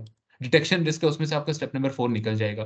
ठीक है, डिटेक्शन रिस्क में आपका स्टेप नंबर 2 भी निकल जाएगा। मार्क्स आपको किससे मिलेंगे, स्टेप नंबर 3 और स्टेप नंबर 2 के। अब आप अगर ये सोचोगे मार्क्स भी कम हो जाएंगे, नहीं, मार्क्स आपको पूरे मिलेंगे, आपने लिखना बस ठीक तरीके से। ठीक है, अब हम लोग आंसर को कंप्लीट करते हैं। एक रिस्क मैंने आपको लिख के दिया, मैं आंसर में आपको प्रोफेशनल स्केप्टिसिज्म को हमने बोला था हम लोग इंक्लूड करेंगे अपने आंसर में। अब यहाँ पे प्रोफेशनल स्केप्टिसिज्म कैसे होगा, मैंने अपना रिस्क आइडेंटिफाई किया, रिस्क में बताया रिसर्च क्राइटेरिया है, कैपिटलाइजेशन क्राइटेरिया है, इसके अलावा डेवलपमेंट और एक्सपेंसेस हैं। तो मैं क्या बोलूंगा, यहाँ पे अपने आंसर को कंटिन्यू करने के लिए मेरे 2-3 लाइनें लिखना बहुत है, ज्यादा नहीं लिखना। मैं किस तरह लिखूंगा, अगले पैराग्राफ में इससे रिस्क के पार्ट के अंदर क्या लिखूंगा, the auditors should have a professional skeptic attitude towards the management's assumptions regarding if they have met the capitalization criteria for capitalization of development cost. The team, yeah, the auditors should perform detailed testing of the cost of development and test whether it meets the capitalization criteria। अब ये वो चीज़ है जो कि इसके लिए ना आपको हैक नहीं मिल सकता। जैसे अब ये थ्योरेटिकल थोड़ा-सा पोर्शन है, आई अंडरस्टैंड, लेकिन इसके लिए ना इस पोर्शन के लिए ख़ास तौर पे ये जो प्रोफेशनल स्केप्टिसिज्म वाला पोर्शन है, इसके लिए ना आपको नहीं मिल सकता। आप कह सकते हो कि you won't be able to get any kind of hack, जिस तरह से हम लोग इसके लिए 4 स्टेप्स पढ़ते हैं रिस्क के लिए, लेकिन इसके लिए आपको नहीं मिल सकता। ये आपको अपना दिमाग इस्तेमाल करके लिखने होते हैं। ऑडिट के पेपर में एंड ये जो जितने भी चॉइसेस वाले क्वेश्चन्स हैं, चॉइसेस वाले एग्ज़ाम्स हैं, जिसमें आपका टैक्स आ जाता है, जिसमें आपका एएफएम है, एपीएम है एंड दिस ऑडिट, यहाँ पे आपको ना एग्ज़ामिनर ये भी आपसे सपोज़ करता है, क्योंकि आप एक मैनेजर हो, तो अगर मैं आपको बुक ना भी दूँ, तो आप तब भी ये क्वेश्चन सॉल्व कर सकते हो। भाई पेपर आप तब भी सॉल्व कर सकते हो। उसकी रीज़न ये होती है कि आपको एग्ज़ामिनर समझता है कि आपको प्रैक्टिकल एक्सपीरियंस है। और अगर आपको प्रैक्टिकल एक्सपीरियंस है, आपको बुक में से सब कुछ पढ़ने की ज़रूरत नहीं, ये चीज़ें आपको आती होंगी। व्हाट इज़ प्रोफेशनल स्केप्टिसिज्म, आपने प्रैक्टिकल लाइफ में इस चीज़ को अप्लाई किया, फर्म में बैठ के, तो आप लिख सकते हो। अब प्रोफेशनल स्केप्टिसिज्म कैसे इनकॉर्पोरेट करोगे? ज़ाहिर-सी बात है, जिन चीज़ों के ऊपर आपने रिस्क उठाया है, उन्हीं के बारे में लिख दो कि उसके ऊपर ऑडिटर क्वेश्चंस रेज़ करें और मैनेजमेंट की असम्पशन्स को चैलेंज करें, बस। बेहतर ये भी होता है कि इन मामलात में जो आपके वो वाले मामलात होते हैं, अ, ये जो थ्योरेटिकल मामलात होते हैं, इसमें आप ये काम भी कर सकते हो, आप आंसर को पढ़ लो एक दफ़ा। अब हर एक रिस्क के अगेंस्ट उसने आंसर में भी आपको यकीनन दिया हुआ है। जैसे यहाँ पे एक रिस्क था, उसके अगेंस्ट इतना क्वेश्चन ने लिखा हुआ है। यहाँ पे रिस्क था, again this is an area, ये इम्पेयरमेंट वाली बात करें, again this is an area where team will to comply with professional scepticism and challenge management on their assumption that an impairment review is not needed. Management's reluctance to conduct an impairment review could be due to management bias and the pressure to return a healthy profit to shareholders। उसने अपनी तरह से बातें लिख दी हैं भाई, यही बातें आप भी तो लिख सकते हो ना कि मैनेजमेंट क्यों इम्पेयरमेंट नहीं करना चाह रही, क्यों नहीं कर रही होगी? क्योंकि एक्सपेंस आएगा तो प्रॉफिट एंड लॉस गिरेगा, प्रॉफिट एंड लॉस गिरेगा तो शेयर होल्डर्स को रिटर्न कब मिलेगा? तो पूरी स्टोरी आप बयान कर दो, मैनेजमेंट इसलिए ना कर रही हो। प्रोफेशनल स्केप्टिसिज्म रखो, मैनेजमेंट की assumptions को चैलेंज करो कि क्यों नहीं हो सकता, क्राइटेरिया देखो कि फुलफिल हो रहा है या नहीं हो रहा, और मैनेजमेंट से बोलो कि करें। स्केप्टिक एटीट्यूड रखें, हर चीज को डिटेल में टेस्टिंग करें। वही सारी बातें हैं, इसमें कोई चेंज नहीं है। ऑडिट फिर रेपिटेटिव हो जाता है बहुत ज्यादा। ठीक है, ऑडिट रिस्क हम लोग पढ़ चुके हैं ना, अब वो रेपिटेटिव। अब हमारा पीछे एक टॉपिक है विच इज बिजनेस रिस्क बस, इसके अलावा हमारा कुछ नहीं है। मैंने आपको एक बड़ा डिटेल टॉपिक इससे पहली वाली रिकॉर्डिंग पार्ट 7 में करवाया है, रिगार्डिंग जो हमारा ये सब्सटेंटिव प्रोसीजर्स होते हैं। उसमें मैंने आपको बताया कि अगर आप वो ये टेक्नीक नहीं यूज़ कर सकते यहाँ पे सब्सटेंटिव प्रोसीजर्स के अंदर, if you are unable to use this kind of technique जो कि मैंने आपको पढ़ाई है। अगर ये थोड़ी मुश्किल लगती है, कुछ स्टूडेंट्स हैं जिनको मुश्किल लगती है, कुछ स्टूडेंट्स, मेजॉरिटी स्टूडेंट्स वो होते हैं जिनको ये आसान लगती है। लेकिन वो कुछ स्टूडेंट्स जिनको ये टेक्नीक मुश्किल लगती है, खेलना मुश्किल लगता है इन चीज़ों के साथ। आपने बेसिकली खेलना ही है ना, यहाँ से एक चीज़ उठाई, यहाँ पे अप्लाई की और देखा कि भाई क्या चीज़ वेरीफाई हो रही है। ये आपका एक सब्सटेंटिव प्रोसीजर्स है। एट द एंड आपने क्या करना है, इन चीज़ों को वेरीफाई करना है। अगर आप गोल रखो इन चीज़ों को वेरीफाई करने के लिए, आप बड़ी ईज़िली, अगर आपने कंप्लीटनेस वेरीफाई करनी है, आप गोल रखो कि भाई प्रोसीजर्स में से क्या उठाऊँगा, डाटा 3 में से क्या उठाऊँगा, प्रोसीजर्स किस चीज़ पे अप्लाई करूँगा कि मेरी कंप्लीटनेस वेरीफाई हो जाए। इस तरह से आप इसको कर सकते हो। ठीक है? अगेन ये भी रेपिटेटिव नेचर के। अगर आपने इन डिटेल पढ़ना हो, मैंने आपको थ्योरी उस दिन पढ़ाई है, इसकी उसकी समझाई है कि आपको कहाँ पे मिलेगी, कैसे आपने उसको पढ़ना है। आपको रिस्क बने बनाए सब्सटेंटिव प्रोसीजर्स मिल जाएँगे, जो कि अगर आप शायद 2 दिन कमरे का दरवाज़ा बंद करके दोनों दिन 4-4 घंटे अगर आप दीवारों दीवारों को पढ़ाना शुरू कर दो ना ऊँची-ऊँची आवाज़ में, आपको रट जाएँगे वो रिस्क। पेपर में आप सब्सटेंटिव प्रोसीजर्स के अंदर कम से कम मार नहीं खाने वाले थे। ठीक है? अगर आपको यहाँ पे मसला है। खैर, इसके बाद जो हमारा क्वेश्चन में हमारी रिक्वायरमेंट थी दैट वाज़ रिगार्डिंग कि भाई एक्सप्लेन करो सिग्निफिकेंट कंपोनेंट को। मैंने आपको बताया कि अगर आपने थ्योरी पढ़ी है ना तो उसको एक्सप्लेन किया जा सकता है। हम लोग डायरेक्ट इसके आंसर पे जाएँगे और मैंने आपको एक शॉर्ट चीज़ बता दी कि अगर आपने थ्योरी पढ़ी है सिग्निफिकेंट कंपोनेंट के बारे में तो आप लिख सकते हो। वो चीज़ सारी की सारी कॉपी पेस्ट है। थ्योरी है ये। मैं आपको बिठा के याद नहीं करा सकता। सिग्निफिकेंट कंपोनेंट क्या होता है? कंपोनेंट एक पार्ट होता है। सिग्निफिकेंट कि वो इम्पोर्टेंट है ग्रुप के लिए या नहीं है इम्पोर्टेंट, बस इतनी सी बात होती है। ठीक है? ग्रुप हमारा कौन है? Parent company. बोर्ज़ाई क्या है? सब्सिडियरी है। ये हमारा कंपोनेंट है। क्या वो सिग्निफिकेंट है या नहीं? ये डिपेंड करेगा। किस चीज़ के ऊपर? क्या वो 15% एंड अबव के एसेट्स को रिप्रेजेंट करता है या नहीं? मेरे पास टोटल 68 मिलियन के एसेट्स थे इसके। तो किधर गया? यहाँ पे। मेरे पास टोटल 68 मिलियन के एसेट्स थे। यहाँ पे ये रहे 68 मिलियन के एसेट्स थे और उसका उसको कन्वर्ट किया मैंने डॉलर्स में, डिवाइड किया मैंने किसके साथ? इसके साथ। मेरे पास पता लग गया कितने परसेंटेज आ रही है। अगर वो 15% से ऊपर है भाई वो सिग्निफिकेंट कंपोनेंट है, बस इतनी सी बात है। और फिर आपका आ जाता है प्योर थ्योरेटिकल पार्ट। प्योर जिसमें आपकी अगर आपने उसको सॉल्व करना है, इससे बेहतर ये होता है इस तरह के थ्योरेटिकल पार्ट्स को आपने पढ़ना होगा हमेशा से आंसर से, ताकि आपको याद हो। मुझे क्वेश्चन नहीं मिल रहा। क्वेश्चन है यहाँ पे ये रहा, discuss the nature and the extent of involvement which your firm should have with the audit risk assessment to be performed by Saluki associates. अब ये अगर आप पढ़ोगे पेपर से, जो अभी हम लोग आंसर सॉल्व करें वहां से पढ़ोगे, 7 मार्क्स से 7 मार्क्स लिए आप इसको पढ़ लो सिर्फ। अगर आपको कोई छोटी मोटी चीज भी रिटेन हो जाती है ना माइंड के अंदर, आपके पास इस तरह के रेपिटेटिव क्वेश्चंस आएंगे। नेचर डिस्कस कर लो, क्वेश्चन का स्टाइल डिफरेंट हो सकता है लेकिन मकसद वही रहेगा, मकसद चेंज नहीं होगा। 3-4 जगह पे आपको पूरे ऑडिट के पेपर के अंदर, ऑडिट की एग्जाम किट में सेम इस तरह का क्वेश्चन मिलेगा पार्ट ए में। तो अगर आप इसको यहाँ पे आज पढ़ लो, तो आपके वो 3-4 जगह वाले पेपर सॉल्व हो गए। और अगर ये पेपर में आ गया इस तरह का पार्ट, क्योंकि रेपिटेटिव नेचर के होते हैं ये, मैं आपको अगेन बता रहा हूँ कि थ्योरी ज्यादातर रेपिटेटिव नेचर की होती है। कंसेप्चुअल चीजें डिफरेंट होती हैं हमेशा से पेपर के अंदर, लेकिन थ्योरी हमेशा से ज्यादातर सेम रहती है, पुराने पेपर से मैच कर रही होती है। कॉन्टेक्स्ट चेंज हो सकता है, style question of asking different हो सकता है, लेकिन उसका मकसद सेम होगा। मकसद यही होगा, वो आपसे पेपर में भी शायद ये पूछ रहा हूँ, नेचर बताओ कि भाई मैं एबीसी फर्म है, एबीसी कंपनी को ऑडिट कर रही है, मैं उसके ऊपर कैसे उसके साथ इन्वॉल्व हो जाऊं उस काम के अंदर ताकि काम अच्छा हो सके। तो आपने इसको पढ़ना होगा आंसर से। ठीक है, हो सकता है आपको बुक से भी ये ना मिल रहा हो, लेकिन बुक से आपको, अगर आपने 3 चैप्टर्स पढ़े थे ना तो आपको वहां से भी मिल जाता। So do read the chapters as well please. जो मैं चैप्टर खत्म करता हूँ उसको आप पढ़े, वहां से आपको इंपॉर्टेंट टॉपिक मिलेंगे। अगर आपको ना समझ आए, you can ask me any time on my personal number, on the mail, anywhere, तो I respond to you as soon as possible. अभी हम लोग एक पार्ट करते हैं सिग्निफिकेंट कंपोनेंट को, उसके बारे में क्या लिखा है उसने। आंसर के अंदर सिग्निफिकेंट कंपोनेंट को एक्सप्लेन किया होगा, वही थ्योरी सारी की सारी लिखी होगी जो बुक के अंदर लिखी हुई है, और बोर्जाई कॉर्पोरेशन के ऊपर 15% वाला क्राइटेरिया लगाया होगा और लिख दिया होगा। 5 मार्क्स के लिए लिखना है, 5 पॉइंट्स आपने लिखने हैं। किस तरह से लिखोगे? सिग्निफिकेंट कंपोनेंट को एक्सप्लेन करने के लिए 3 से 4 डिफरेंट लाइंस आपने लिखनी है। 3 से 4 डिफरेंट लाइंस का मतलब ये पूरा जो बुक में लिखा हुआ था उसको कंप्रेस किया और अपने वर्ड्स के अंदर लिख दिया। ठीक हो गया? 3 मार्क्स आपके वो हो गए। 2 मार्क्स के लिए आपने बोर्ज़ाई कॉर्पोरेशन को बताना है क्या वो सिग्निफिकेंट कंपोनेंट है या नहीं। ये अलग पार्ट हो गया। क्या 1 मार्क आपका कैलकुलेशन का हो गया कि क्या वो 15% से अबव आ रहा है या नहीं। ठीक है, और दूसरा मार्क्स बताने का कि क्या ये सिग्निफिकेंट कंपोनेंट है या नहीं। और ये आपका डिवाइड हो भी सकता है। कुछ एक्सटर्नल फैक्टर्स उसने यहाँ पे आपको बताए भी थे। अगर मैं नीचे आ जाऊँ तो उसने ये भी बताया हुआ है कि भाई मेरी जो बोर्ज़ाई कॉर्पोरेशन है वो एक ही सब्सिडरी है, बोर्ज़ाई कॉर्पोरेशन, जो कि फारलैंड यानी कंट्री से बाहर है। बाकी सारी की सारी सब्सिडरीज़ मेरी 20 में से 19 कंट्री के अंदर है और एक बाहर है। इस वजह से भी सिग्निफिकेंट कंपोनेंट हो सकता है, क्योंकि एक ही बाहर की कंपनी है। जिस जगह काम कर रही है वहाँ पे पॉलिटिकल अनरेस्ट है। ठीक है, ये एक और रीज़न आ गया। ये अब क्वेश्चंस के अंदर से रीज़न वो उठा के भी दे सकते हैं। आप ये भी बोल सकते हो, ज़रूरी नहीं है कि नंबर्स के ऊपर मैं इसको बोलूँ, 15% वाले क्राइटेरिया के ऊपर इसको बोल दूँ कि भाई ये सिग्निफिकेंट है। मैं ये भी कह सकता हूँ कि भाई वो एक तो पॉलिटिकल अनरेस्ट में है, दूसरी बात ये है कि वोलेटाइल लोकल करेंसी है, हर वक़्त करेंसी चेंज हो रही होती है। दूसरी चीज़ क्या है कि वो मेरी एक ही कंपनी है जो कि बाहर है, किसी और कंट्री में, तो वो मेरे लिए वैसे ही सिग्निफिकेंट होगी। बाकी सारी की सारी सब्सिडियरीज़ मेरी कंट्री के अंदर है।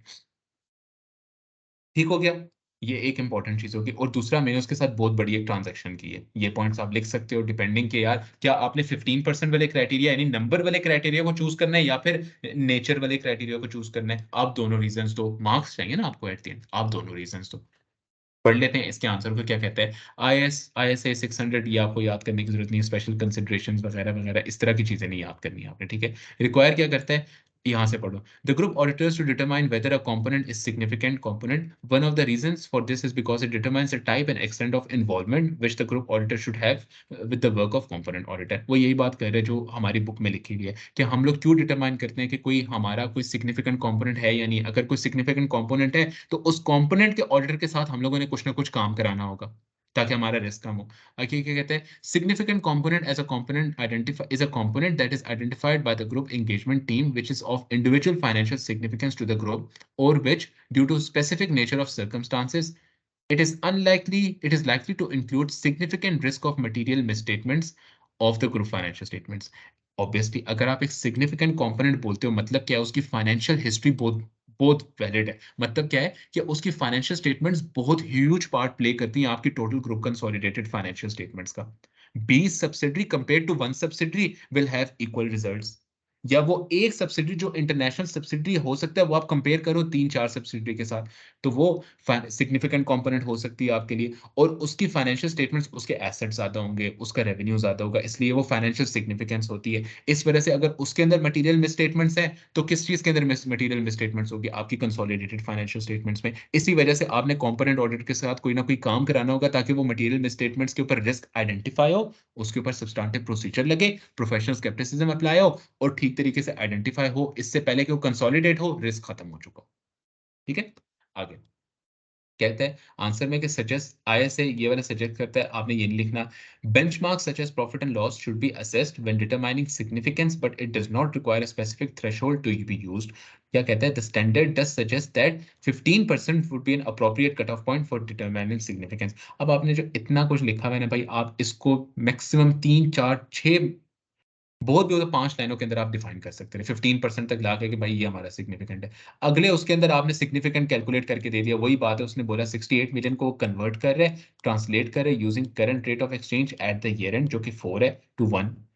एसेट्स कितने बन गए, 17 मिलियन के बन गए। This represents 17.9%। 15% से अबव है तो मेरे पास ये क्या सिग्निफिकेंट कंपोनेंट है। मतलब ये सब कुछ एक्सप्लेन हुआ विद इन, बहुत भी हुआ तो 5 लाइनों के अंदर, ये एक्सप्लेन हुआ 1-2 लाइनों के अंदर। आपके पास इधर ज़्यादा लिखा हुआ है, आपने इतना ज़्यादा नहीं लिखना अपने आंसर के अंदर। और आगे वो बात कर रहे हैं एक वो नेचर वाली टाइप की जो मैं कह रहा था। उसने यहाँ पे यही बात की, अगर आप इसको पढ़ लो, कि भाई हमारा जो ग्रुप है, जो बोर्ज़ाई कॉर्पोरेशन है, could be significant due to its specific nature और circumstances, being the group's only foreign subsidiary, which brings specific risk of material misstatement as outlined earlier in the briefing notes, जो ऊपर आपने risk identify किए थे, इस वजह से वो सिग्निफिकेंट हो सकता है। देयर मे बी रेगुलेटरी और economic issue specific to the company specially due to political difficulties, वही चीज जो भी हमने क्वेश्चन में से आइडेंटिफाई किया, इस वजह से भी वो सिग्निफिकेंट बन सकती है। इंपॉर्टेंट वही चीज होती है ना, सिग्निफिकेंट एक ऑडिटर के लिए इंपॉर्टेंट वही चीज है जहां पे रिस्क ज्यादा हो। ऑडिटर के सिग्निफिकेंट वो चीज नहीं है जहां पे काम ज्यादा हो। ऑडिटर के लिए सिग्निफिकेंट वो चीज़ होती है हमेशा से जहाँ पे रिस्क ज़्यादा हो। अब एक फॉरेन करेंसी में काम करने वाली फॉरेन सब्सिडरी जो IS-21 के रिस्क में इन्वॉल्व है, जो पॉलिटिकल डिफिकल्टीज में इन्वॉल्व है, जहाँ पे ये रिस्क भी है कि भाई मटेरियल मिसस्टेटमेंट ज़्यादा हो सकती है, क्या वो मेरे लिए ज़्यादा रिस्की नहीं है? तो वो मेरे लिए सिग्निफिकेंट होगी। तो बाय नेचर वो यहाँ पे यही बात कर रहे हैं आखिर में कि therefore regardless of its monetary size, it is likely that Borzoi corporation will be considered significant component to the group. ठीक हो गया? यहाँ पे आपका पहला वाला पार्ट खत्म हो सकता है। ये उसने पूरे एक 5 नंबरों के लिए 1 पेज लिखा। आपने इतना लिखना है, ये आधे पेज या हो सकता है 45% ऑफ द पेज के ऊपर आपका ये क्वेश्चन खत्म हो जाए। पहले आपने सिग्निफिकेंट कंपोनेंट को एक्सप्लेन किया, 15% वाली बात की, फिर आपने 15% टोटल ग्रुप के एसेट्स निकाले, वो खत्म हो गए। थोड़ा-सा एक्सप्लेन कर दिया फॉरेन सब्सिडियरी पॉलिटिकल इश्यूज़ हैं और ऊपर हमने रिस्क भी इसका आइडेंटिफाई किया है, तो रिस्क ज़्यादा है। इस वजह से क्या है, ये हमारा regardless of the monetary item ये क्या हो, सिग्निफिकेंट कंपोनेंट हो सकता है। आपके पूरे 5 मार्क्स हो गए। ठीक हो गया? सेम आगे वो कहते हैं the extent of involvement which our firm should have with the work of Saluki associates, कि हम लोग कैसे काम करेंगे सलूकी एसोसिएट्स के साथ। भाई अगर तो ये work relying upon the work of others होता, कॉन्सेप्चुअल चीज़ होती कि मैं आपको ये कराता, ये टोटल थ्योरेटिकल है। अगर आपने पेपर में पढ़ा है, अगर आपने बुक से पढ़ा है तो ये आपको आता होगा। चैप्टर नंबर 7 से लेकर 9 तक हमने पढ़ा है, ये उधर ही फॉल करता है। मैंने आपको बोला चैप्टर्स पढ़ें, लाज़मी पढ़ें प्लीज़। कोई ऐसी चीज़ होती है जो कि मैं नहीं कराता, रीज़न बीइंग कि वो थ्योरेटिकल और रिपिटेटिव है, मेरे कराने का फ़ायदा नहीं, वो आपने याद ही करनी है। ठीक है? याद करने वाली चीज़ बच्चों की तरह अभी भी आपको करनी पड़ेंगी। उसमें ये सारी बातें लिखी हुई हैं। डिस्कसिंग विद द क्या-क्या काम करोगे आप, इन्वॉल्व कैसे होगे, डिस्कस करोगे कंपोनेंट ऑडिटर के साथ, कंपोनेंट मैनेजमेंट के साथ भी कि भाई ग्रुप की सिग्निफिकेंट एक्टिविटीज़ क्या हैं, जो हमारा काम है, जो बिज़नेस हमारा क्या है, उसके साथ डिस्कस करोगे ताकि आप आइडेंटिफाई कर सको। क्या डिस्कस करना है इसके अलावा, susceptibility of the component material misstatement, यानी कि कंपोनेंट ऑडिटर ने क्या कोई काम किया है, रिस्क आइडेंटिफाई किया, उससे पूछो क्या-क्या रिस्क आइडेंटिफाई किया। तीसरे में क्या कहता है, रिव्यू कर लो कंपोनेंट ऑडिटर के काम को, अगेन थोड़ा बहुत रिले कर सकते हैं relying on the work of others. ठीक है? जहाँ पे उसने मटीरियल मिसस्टेटमेंट आइडेंटिफाई किया, उस काम को रिव्यू कर लो। जहाँ पे उसने ये किया, उसको भी रिव्यू कर लो। इवैल्यूएट कर लो कंपोनेंट आइडेंटिफाइड के matters relevant to the group audit and discuss any significant matters arising from the evaluation of the component auditor, component management और ग्रुप मैनेजमेंट एज़ एप्रोप्रिएट। मतलब अगर आपको कोई गलतियाँ मिल गई हैं कंपोनेंट ऑडिटर के काम में, या उसको मैनेजमेंट के साथ डिस्कस कर लो, उसको कंपोनेंट ऑडिटर्स के साथ भी डिस्कस कर लो। डिटरमाइन कर लो whether it is necessary to review other relevant parts of the component auditors documentation. यानी बात हम लोग वही कर रहे हैं कि भाई कंपोनेंट ऑडिटर के काम को आपने किस तरह उस पे रिलाई करना है, इन शॉर्ट। लेकिन ये इन्वॉल्वमेंट पे ऊपर रिवॉल्व करता है, ये आपका रिलाई नहीं कर रहे, आप इन्वॉल्व कर रहे हो उसके साथ। ठीक है? अब ये एक्सप्लेनेशन सारी की सारी थ्योरेटिकल है, लेकिन एक चीज़ मैं आपको बता देता हूँ, इतना ज़्यादा जो लिखा हुआ है ना, अगेन इतना ज़्यादा आपने नहीं लिखना। 7 मार्क्स के लिए अगर आप इतना सा भी लिख दो ना, इतना सा भी, इन 4 पॉइंट्स को आपने एक्सप्लेन करना है, 5 पॉइंट्स को थोड़ा-सा, ये जो इतनी बड़ी-बड़ी लाइनें लिखी हुई हैं, उसको छोटे-छोटे पॉइंट्स में एक्सप्लेन करना और लिख देना है, बस that's it. Those are your 7 marks. ठीक है? नेक्स्ट क्लास में इंशाल्लाह मैं आपको करवाऊँगा बिज़नेस रिस्क का एक क्वेश्चन, क्योंकि वो थोड़ा-सा मैंने यहाँ पे अभी तक हम लोगों ने प्रैक्टिकल उसका कोई क्वेश्चन नहीं देखा, तो वो मैं आपको कराऊँगा लाज़मी। Once we are done with that, तो हमारा ये जो रिस्क वाला, बिज़नेस रिस्क वाला, सब्सटैंटिव प्रोसीजर्स वाला पार्ट है, 3 चैप्टर्स है, चैप्टर 7 से 9 तक ये हमारे खत्म हो जाएँगे इंशाल्लाह। इसके बाद हम लोग मूव करेंगे towards professional ethics, professional and ethical issues. ठीक है? सी यू गाइस, एंड अपना ख्याल रखें, और कोई क्वेश्चन हो तो please do ask me, always do ask me any kind of question if you have. अल्लाह हाफ़िज़ एंड बाय बाय।